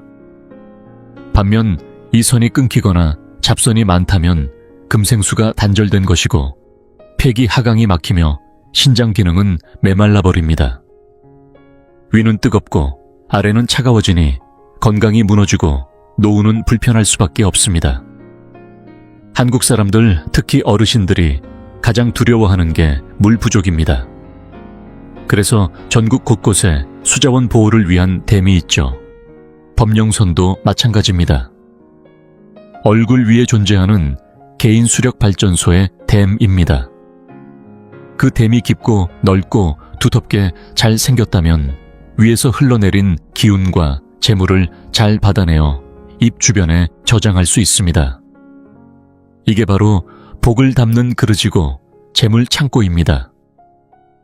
많은 분들이 재물은 코를 보면 된다고 믿는데 그건 반은 맞고 반은 틀렸습니다. 코는 벌어오는 능력, 즉 외부에서 돈을 끌어오는 능력을 보여줍니다. 하지만 돈을 지킬 수 있는가는 법령선과 턱을 보면 압니다. 저는 사업 잘하는 분들 중 코는 크고 높지만 법령선이 짧고 얕고 끊긴 분들을 여럿 봤습니다. 제가 조심하라고 하면 대개 이렇게 말하죠. 저는 부동산도 샀고 주식도 여러 개 들고 있어요. 하지만 결과는 어땠을까요? 주가 폭락, 부동산 묶임 친구에게 돈 떼이기. 돈이 들어온 만큼 그대로 나가버립니다. 왜냐고요? 당신의 창고에 구멍이 났기 때문입니다. 컵에 금이가 있으면 물을 아무리 채워도 다 새어버리는 법입니다. 그러니 꼭 기억하세요.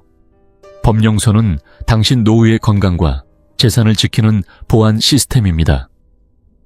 선이 좋게 나 있다면 시스템이 정상적으로 돌아가고 있다는 뜻이고 어떤 풍파가 와도 모아둔 복은 무너지지 않습니다. 반대로 이 선이 엉망이라면 이미 시스템에 결함이 있다는 뜻입니다. 지금 바로 고치지 않으면 당신의 인생 전반부에 피땀 흘려 일궈온 것들이 마지막에 전부 무너질 수 있습니다. 이 원리를 이해하셨다면 이제 제가 여러분을 거울 앞에 데리고 가겠습니다. 그리고 딱 3가지 얼굴의 경고 신호를 보여드릴 겁니다. 만약 당신 얼굴에 그것들이 있다면 그건 하늘이 주는 빨간 경고등입니다. 지금부터는 생존에 직결된 이야기입니다. 여러분, 아까 우리는 법령선이 노년에 당신의 복을 담아주는 수로이자 댐이라는 이야기를 했습니다. 그런데 그 댐이 제대로 지어지지 않았거나 심지어 무너졌다면 어떤 일이 벌어질까요? 관상에서는 이 법령선의 3가지 형태를 흉상이라 부르며 그중 하나라도 얼굴에 있다면 반드시 주의해야 합니다. 농담이 아닙니다. 첫 번째는 가장 흔히 보이는 유형으로 짧고 얕으며 힘이 없는 모양입니다.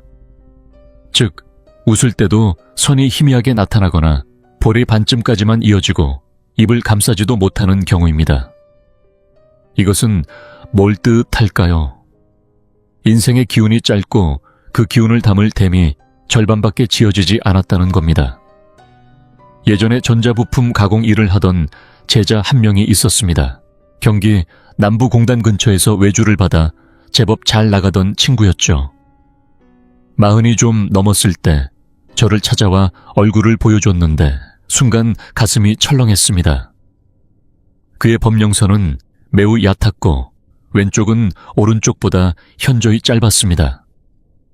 그 순간 저는 속으로 이 사람 구조가 오래 못 가겠구나 라고 생각했죠. 그래서 단도직입적으로 말했습니다.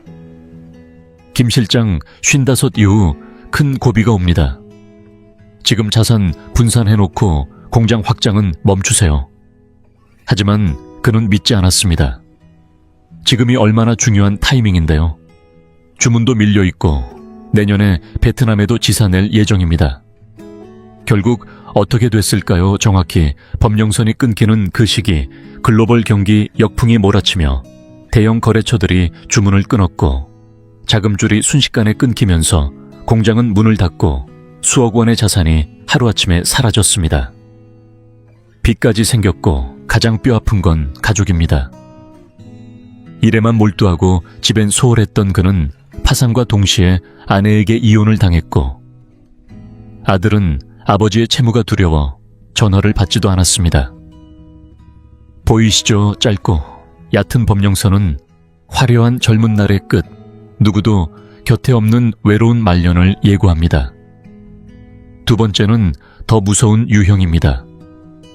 원래 잘 이어지던 법령선이 중간에서 뚝 끊기거나 마치 칼로 그은 듯 가로선이 가리며 단절되는 경우입니다. 이건 마치 고속도로를 달리던 중 갑자기 다리가 끊긴 것과 같죠. 이건 단순한 경고가 아닙니다. 예기치 못한 재난이나 건강 문제의 신호입니다. 법령선은 단지 운세뿐 아니라 수명까지 관장하기에 그 선이 중단됐다는 것은 대체로 50세에서 60세 사이 큰 병이나 사고 가능성을 암시합니다. 실제로 예전에 제가 상담한 어느 할머니는 양쪽 선이 십자 형태로 딱 끊겨 있었습니다. 제가 조심스레 물었습니다. 57쯤에 큰 사고나 수술하신 적 있으시죠? 그분은 그 자리에서 눈물을 뚝뚝 흘리며 말했습니다. 시장에 장 보러 갔다가 오토바이에 치여 골반이 산산조각이 났어요. 꼬박 3년을 병상에 누워 있었죠.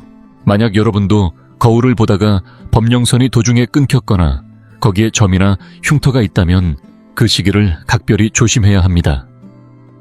그 해에는 위험한 장소는 피하고 정기 건강검진을 꼭 받고 작은 선행이라도 많이 하세요. 그것만으로도 위험은 얼마든지 피할 수 있습니다. 세 번째는 정말 무서운 상입니다. 관상 보는 사람이라면 누구든 고개를 절레절레 흔드는 형태 이름하여 탱사입구상이라 불리는 최악의 모양입니다.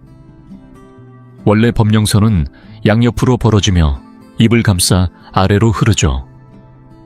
그런데 이 형태는 그렇지 않습니다. 선이 입 안쪽으로 말려 들어가며 물결처럼 꼬이고 휘어져 결국 입꼬리 근육 속으로 파고드는 모양입니다. 마치 뱀 2마리가 입으로 기어 들어가는 듯한 형상입니다. 고서에서는 이를 길거리에서 굶어 죽는 상이라 기록했습니다. 여러분은 이렇게 생각하실지도 모릅니다. 요즘 같은 복지시대에 굶어 죽을 일이 어딨어요. 하지만 고인이 남긴 표현은 지금 시대에 맞게 다시 해석해야 합니다. 저는 한의사로서 이렇게 해석합니다. 이 관상은 말기 식도암, 후두암, 위암 혹은 극심한 연하장애와 깊은 연관이 있습니다. 실제로 병원에서는 이런 환자를 수도 없이 봅니다. 음식이 목을 넘기지 않아 결국 코에 위관을 삽입하거나 정맥 주사를 맞으며 연명하는 분들 말입니다. 집에 금은보화가 쌓여 있고 식탁 위엔 진수성찬이 올라와 있어도 입으로 한 입도 넘기지 못하는 삶. 이게 바로 현대판 굶주림입니다. 또 한 가지 경우가 있습니다. 바로 극심한 고독과 빈곤입니다. 제가 직접 본 사례가 있습니다.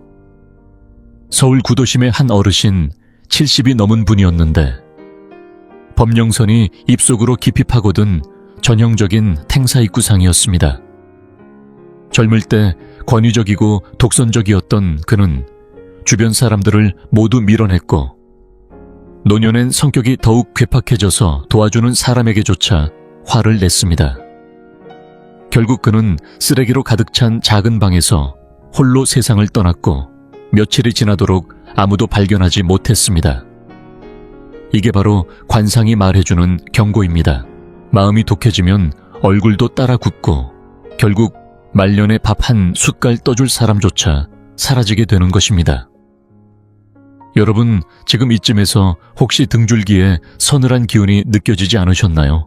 거울을 한번 들여다보세요. 만약 지금까지 말씀드린 흉한 범령선의 특징이 하나도 없다면 진심으로 축하드립니다. 여러분은 이미 큰 복을 타고난 겁니다.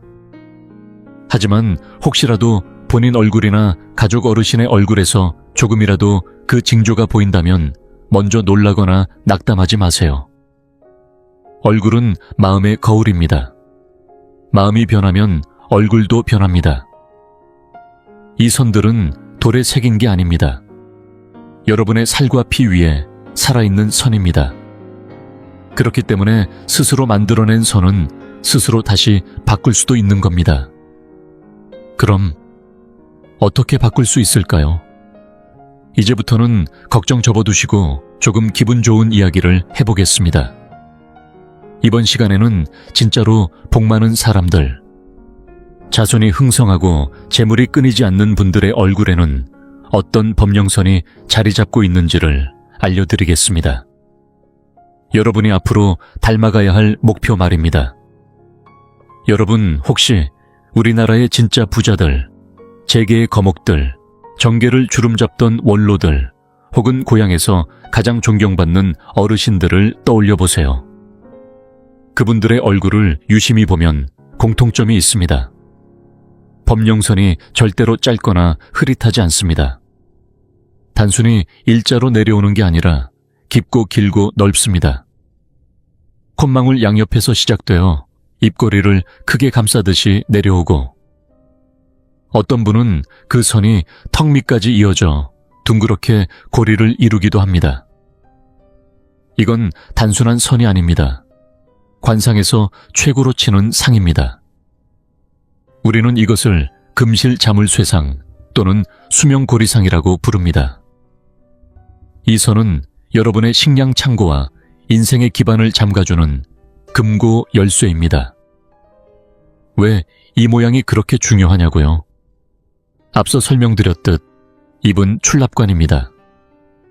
음식과 말돈이 들어오고 나가는 입구죠.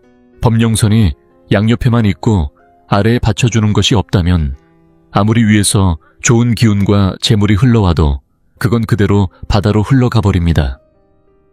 그러나 범령선이 충분히 길고 턱까지 이어져 입을 완전히 감싸게 되면 그건 마치 입 주위에 하나의 성벽을 쌓아둔 것과 같습니다. 이 선이 있는 사람은 아무리 큰 돈을 벌어도 다 흘려보내지 않고 자기 곁에 그대로 보관할 수 있는 능력을 가집니다. 자식이 아무리 허투루 써도 사기를 당할 일도 없이 지켜낼 수 있는 힘이 생기는 거죠. 진짜 부자는 이런 사람입니다. 그렇게 단단한 법령선이 있는 사람은 단순히 돈만 있는 게 아닙니다. 그 사람은 기운이 다릅니다. 얼굴에서 풍기는 위엄이 있고 주변 사람들은 그 기운을 자연스럽게 느낍니다. 혹시 이런 경험 없으신가요?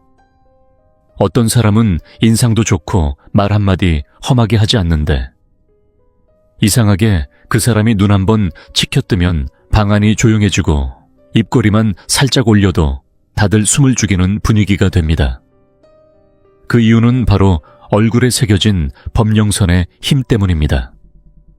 이 선은 그 사람이 살아오며 쌓아온 원칙 공정함, 그리고 리더십을 나타냅니다. 젊을 때부터 자기 말에 책임을 지고 해야 할 일을 해내는 사람, 그런 성격이 노년에 접어들면서 하나의 존중받는 무게로 얼굴에 각인된 것입니다. 그래서 이런 분은 집안에서는 말 한마디가 법이 되고 자식들은 존경으로 따르고 회사에서는 정신적 중심축으로 자리 잡습니다. 이것이야말로 흔히 말하는 물이 얼 정도의 기운, 말 한마디에 세상이 멈추는 듯한 힘을 가진 진짜 노년의 리더의 얼굴입니다. 반대로 한번 생각해 봅시다. 어떤 어르신들은 법령선이 얕거나 지저분하게 뒤엉켜 있는 경우가 있습니다. 그런 분들이 집안에서 말 한마디 하려고 해도 아들은 대놓고 반박하고 며느리는 눈을 흘기며 속으로 비웃고 손주는 아예 대꾸조차 하지 않습니다. 왜 이런 일이 벌어질까요? 바로 집안을 다잡을 기운이 사라졌기 때문입니다. 그 사람의 얼굴에서 나오는 중심력이 흐트러진 겁니다. 그런데 중요한 건 이런 얼굴은 절대 타고난 것이 아니라는 점입니다. 후천적으로 만들어지는 상입니다. 요즘 젊은이들 중에도 거울을 보다 말고 이렇게 말하는 친구들이 있습니다. 원장님, 제 얼굴엔 금실 자물쇠 같은 법령선이 없어요. 저는 복이 없는 얼굴인가요? 이런 말을 들을 때마다 저는 웃으면서 말합니다. 그건 당연한 거예요. 20살, 30살밖에 안 된 사람. 얼굴에 그런 선이 있으면 그게 더 문제입니다. 왜냐고요? 그건 어려서 늙은 상입니다. 지나치게 일찍 인생의 무게를 짊어졌다는 뜻이니까요. 진짜 깊고 강한 법령선은 최소 50살 60이 넘어서야 서서히 완성됩니다. 그건 단순한 주름이 아니라 인생 전반부를 어떻게 살아왔는지를 나타내는 증거입니다. 여러분이 살아오면서 원칙을 지킨 순간, 책임을 진 선택, 누군가를 위해 결단을 내린 순간들이 하나하나 쌓여 얼굴 위에 새겨진 것이 바로 그 선입니다. 한 번 옳은 결정을 내릴 때마다, 한 번 사회에 보탬이 될 때마다 그 선은 조금씩 깊어지고 길어집니다. 그래서 누군가의 얼굴에서 그런 선을 발견했다면 그분께는 무조건 존경의 마음을 가져야 합니다. 그건 그분이 살아온 인생 전체에 대한 증명입니다. 사람으로서도 인생의 주체로서도 완주에 가까운 삶을 살아냈다는 표시입니다. 그렇다면 우리도 그런 얼굴을 갖기 위해 지금부터 무엇을 해야 할까요? 먼저 자기 생각을 바로 세워야 합니다. 그래서 저는 제자들에게 항상 이렇게 말합니다. 남의 얼굴 부러워하지 마라. 너 자신에게 물어봐라. 너는 지금 원칙 있는 삶을 살고 있냐? 네 말은 책임이 있냐? 결정이 필요할 때 도망치지 않냐? 만약 매일 갈팡질팡하고 우유부단하며 막상 상황이 오면 회피하려 한다면 여러분의 기운은 절대 내려앉지 못하고 뜨는 기운으로 흩어집니다. 그러면 법령선은 절대 깊어질 수 없습니다. 복도 결국은 흘러가고 마는 겁니다. 노년의 그 금실 자물쇠를 갖고 싶다면 지금부터 허리를 펴고 마음을 고요히 내려놓고 원칙 있는 사람이 되어야 합니다. 말의 무게를 싣고 행동의 경계를 지켜야 합니다. 그렇게 꾸준히 살아가다 보면 어느 순간부터 여러분 얼굴에 그 두 줄의 선이 서서히 올라옵니다. 그건 성형으로 만들 수 있는 게 아닙니다.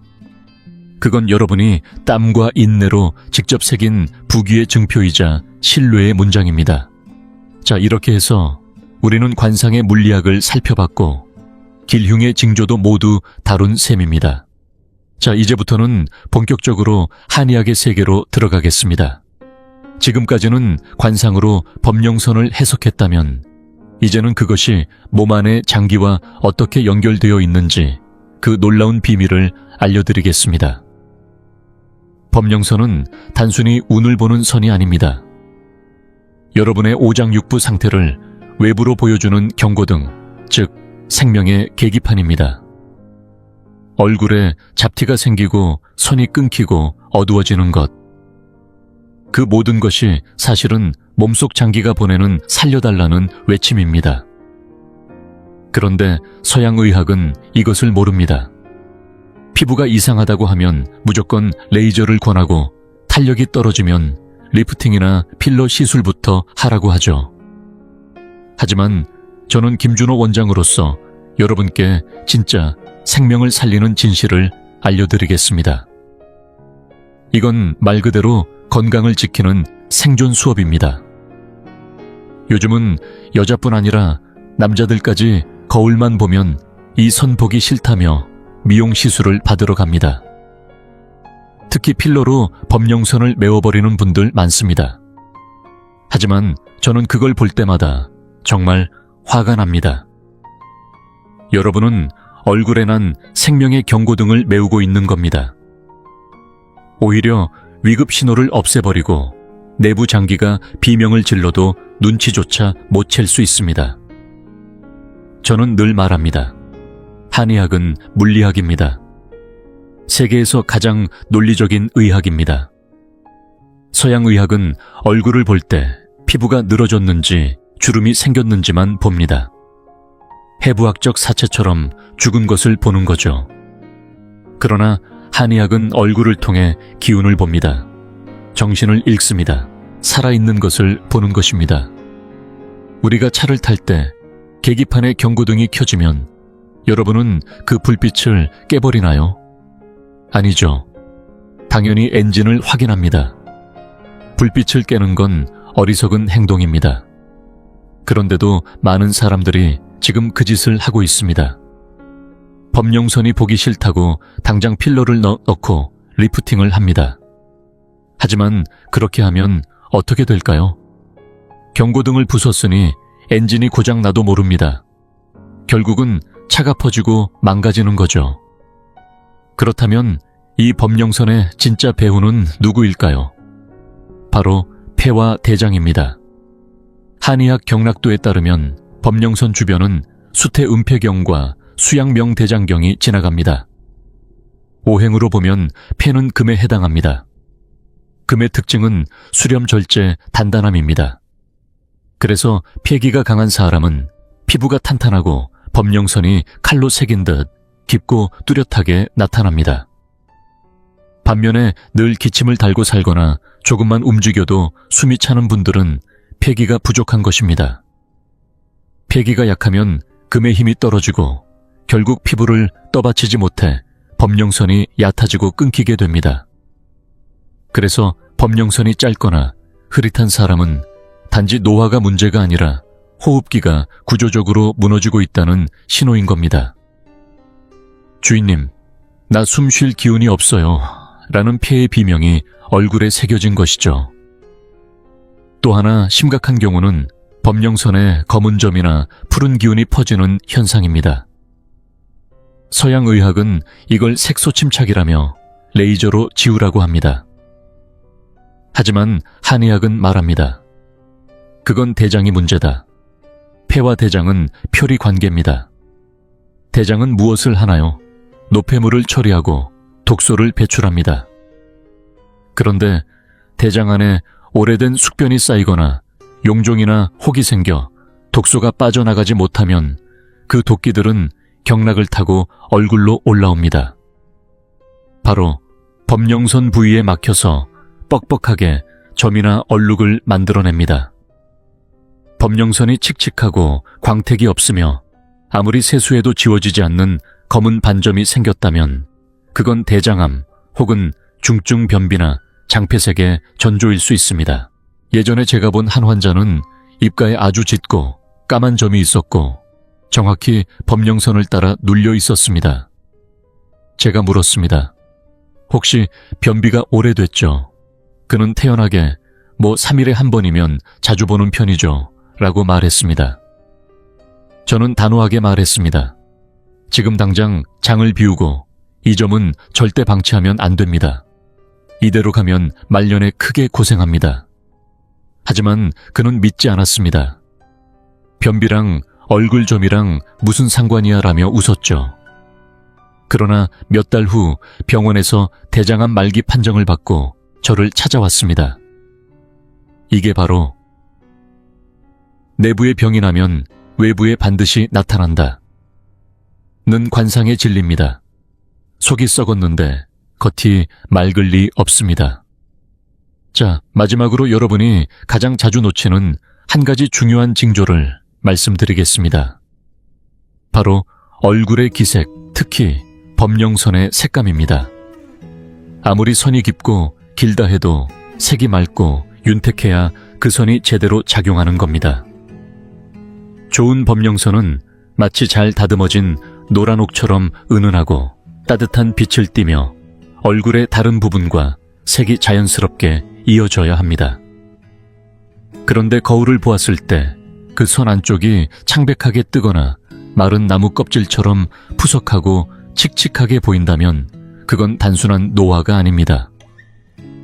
몸속 기운, 특히 폐기, 진치가 완전히 고갈된 신호입니다. 폐는 기운의 주관자입니다. 기가 없으면 사람도 오래 살 수 없습니다.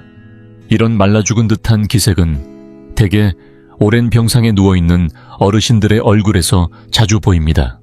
그런 색이 얼굴에 떠오른다는 건 정말로 삶이 끝자락에 다다랐다는 조용한 경고입니다.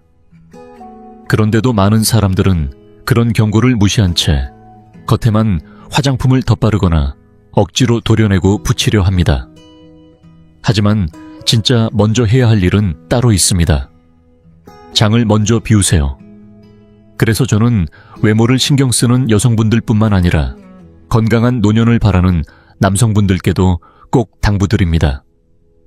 범령선이 보기 싫어졌다고 해서 바로 화장으로 덮거나 칼을 대겠다고 하지 마세요. 거울을 보기 전에 스스로에게 먼저 물어보셔야 합니다. 요즘 화장실을 시원하게 다녀오지 못하고 있는 건 아닌가? 계단 몇 층만 올라가도 숨이 차고 어지럽지는 않은가? 내가 담배를 너무 오래 피우고 있는 건 아닌가? 이 질문들에 솔직해지지 않으면 얼굴은 절대 바뀌지 않습니다. 범령선을 가장 효과적으로 되살리는 방법은 따로 없습니다. 폐를 살리고 장을 비우는 것, 그게 전부입니다. 폐기를 다시 채우고 숙변을 제거해 장을 깨끗이 비우면 얼굴의 흐린 기운이 사라지며 선도 자연스레 맑고 힘있게 살아납니다. 이게 바로 몸 안이 정직해지면 겉도 따라 변한다는 이치, 즉 성실한 내면이 곧 바른 외형을 만든다는 고전의 말이 현실에서 작동하는 순간입니다. 자, 여기까지입니다. 이제 병의 원인을 찾았으니 여러분이 지금 제일 궁금한 게 뭔지 저는 너무나 잘 압니다. 원장님, 저도 압니다. 제 폐가 약하고 얼굴도 안 좋고 운도 안 좋다는 거요. 그런데 정말 이거 고칠 수 있는 건가요? 바꿀 수 있는 건가요? 대답은 있습니다. 바로 다음 이 수업에서 제가 여러분께 직접 드릴 처방전을 공개할 겁니다. 괴이한 주문이나 수상한 풍수 아이템은 절대 없습니다. 제가 드릴 방법은 오직 실행 가능한 행동, 그리고 과학적인 원리에 근거한 진짜 변화의 기술입니다. 여러분이 지금부터 3달만 꾸준히 해낸다면 얼굴이 기운이 인생이 바뀌는 것을 체험하게 될 겁니다. 이 강의는 단순한 관상 수업이 아닙니다. 말 그대로 운명을 구하는 생존 강의입니다. 수많은 사람이 풍수다 운명이다 하면서 불안만 키워놓고는 끝엔 수백만 원짜리 부적이니 보석이니를 팔아먹습니다. 저는 그런 걸 가장 싫어합니다. 진짜 개운법은 돈이 아니라 당신의 결심과 실행력에서 나옵니다. 오늘 제가 공개할 3가지 방법은 말 그대로 하늘을 바꾸고 땅을 뒤엎는 전략입니다. 이름만 거창하지 실제로는 누구나 할 수 있는 단순하고 확실한 방법들입니다. 메모할 준비하세요. 이건 제가 평생 아껴두었던 최후의 비밀 노트입니다. 자, 아까 무서운 관상 얘기들을 하느라 얼굴이 창백해진 분들 물 한 잔 드시고 숨 고르세요. 옛말에 이런 말이 있습니다. 사람의 운명은 5가지로 결정된다. 첫째는 타고난 명, 둘째는 그 사람이 가는 운, 셋째는 주변의 풍수, 넷째는 덕을 쌓는 것, 다섯째는 책을 읽는 것. 대부분 사람들은 앞에 셋만 보고는 아, 난 그냥 이렇게 태어났구나 하며 포기해버립니다. 하지만 마지막 2가지가 바로 하늘이 우리에게 남겨준 비밀 통로입니다. 지금 당신의 법령선이 짧거나 끊기거나 입으로 휘감기는 불길한 모습을 하고 있다면 그건 지금처럼 살아가다 보면 노년에 반드시 위기가 온다는 경고입니다. 그렇다면 우리는 선택할 수 있습니다. 지금처럼 살지 않으면 되는 겁니다. 인생의 대본을 다시 쓰면 운명도 다시 써지는 겁니다. 자, 지금부터 3가지 약을 드릴게요. 한 가지씩 점점 강력해집니다. 첫 번째 약은 몸을 위한 물리치료입니다. 법령선은 폐와 대장을 반영하니 바로 이 2장기부터 관리해야 합니다. 요즘 젊은 분들, 특히 여름철만 되면 얼음 동동 띄운 음료, 찬 커피, 냉면, 아이스크림 끊임없이 드시죠. 이 찬 음식들이 폐를 얼려버립니다. 한의학에서 말하길 찬 기운은 폐를 상하게 합니다. 폐가 차면 기운이 오르지 못하고 피부는 처지며 법령선은 아래로 축 늘어집니다. 오늘부터 단 2가지만 해보세요. 첫째, 모든 찬 음식 중단. 계절 상관없이 따뜻한 물만 드세요. 3달만 하시면 기운이 올라오고 피부색이 변하는 걸 직접 보실 겁니다. 둘째, 복식호흡 훈련. 아침 햇살 맞으며 심호흡을 하세요. 들이마실 때는 아랫배가 볼록, 내쉴 때는 납작하게. 숨을 단전까지 보내세요. 이것이 바로 금기를 길러 폐를 단단히 하고 금이 물을 낳아 신장까지 살리는 순환입니다. 폐가 강해지면 법령선은 저절로 선명해지고 단단해집니다. 2번째 약은 마음을 위한 심리치료입니다. 관찰해보세요. 법령선이 흐트러진 분들, 특히 입안으로 휘어진 분들, 대부분은 말이 날카롭고 분노가 많고 집착이 강한 특징이 있습니다. 마음이 나리면 얼굴에도 칼날 같은 선이 새겨집니다. 마음이 뒤틀리면 선도 굽이굽이 어그러집니다. 흉한 선을 길한 선으로 바꾸고 싶다면 말투부터 바꾸고 감정을 다스리셔야 합니다. 그래서 오늘부터 딱 한 가지를 시작해보세요. 매일 거울을 보고 미소 연습하기. 억지 미소 말고 진심으로 웃을 수 있는 기억을 떠올려서 얼굴 근육을 올리세요. 입꼬리를 올리면 법령선은 펴집니다. 인생의 구덩이를 웃음으로 메우는 겁니다. 매일 반복하다 보면 근육이 기억합니다. 원래 입 안으로 들어가던 그 뱀 같은 선이 미소 덕분에 방향을 틀고 바깥으로 활짝 펼쳐지는 선금실 자물쇠로 변해갑니다. 이게 바로 마음이 넓으면 길도 넓어진다는 말의 과학적 실현입니다. 3번째 약은 복을 채우는 가장 강력한 비책입니다. 이름하여 음덕을 쌓는 일, 즉 보이지 않는 선행입니다. 법령선이 끊겼다는 건 복의 배터리가 바닥났다는 뜻입니다. 그렇다면 어떻게 해야 하죠? 복을 충전해야 합니다. 돈이 없다고요? 괜찮습니다. 선행엔 돈이 필요 없습니다. 시간과 진심만 있으면 됩니다.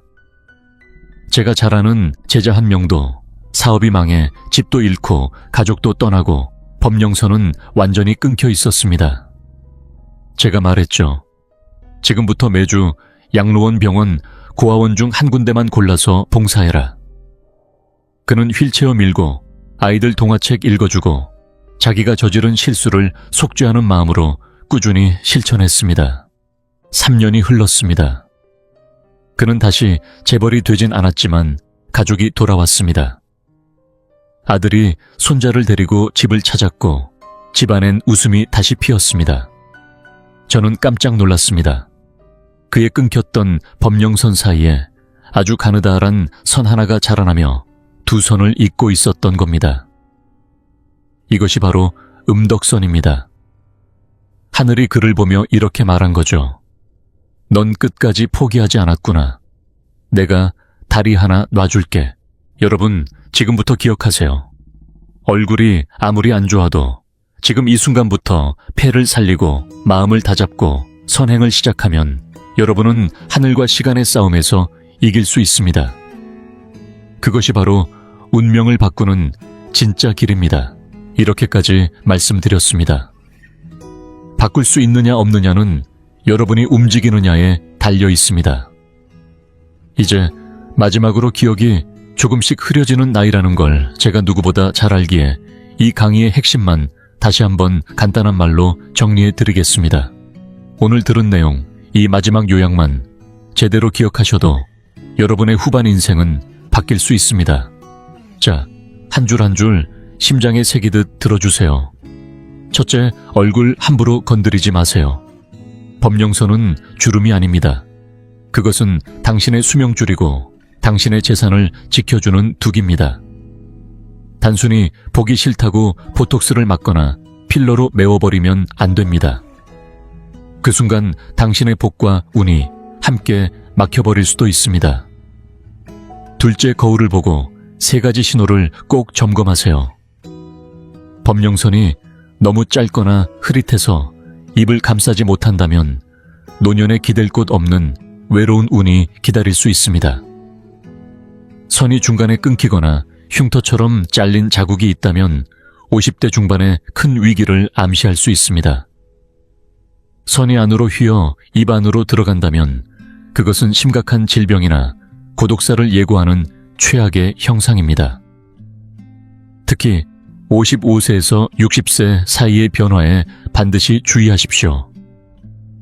셋째, 살릴 수 있는 방법은 분명히 있습니다. 몸으로는 찬 음식 끊고 따뜻한 물 마시기, 아침 햇살 아래 복식 호흡으로 폐기를 기르기. 기운이 살아나면 얼굴빛도 맑아지고 운도 뚫립니다. 마음으로는 불평하지 말고 말투를 바꾸기, 하루에 한 번은 거울을 보며 진심으로 웃어보기. 억지 미소 말고 진심이 담긴 미소는 굳은 얼굴도 펴줍니다. 행동으로는 선행하기. 작게라도 돕고 진심으로 기도하고 남의 복을 함께 빌면 당신의 복도 다시 차오릅니다. 결국 가장 강력한 풍수는 당신의 마음 안에 있는 것입니다. 마지막으로 오늘 이 긴 이야기 중 가장 중요한 한마디만 남기겠습니다. 관상은 마음에서 생기고 운명은 마음이 바뀌는 만큼 바뀐다. 이 말을 진심으로 받아들이는 순간부터 이미 변화는 시작된 겁니다. 혹시 누군가 물을지도 모르죠. 원장님, 이 영상 하나 보고 진짜 운명이 바뀌나요? 영상만 본다고 바뀌진 않습니다. 실천해야 바뀝니다. 그런데 그 실천 꼭 자기 자신만을 위해서 할 필요는 없습니다. 오늘 여러분이 이 내용을 들었다는 건 누군가를 도울 수 있는 힘이 생겼다는 뜻입니다.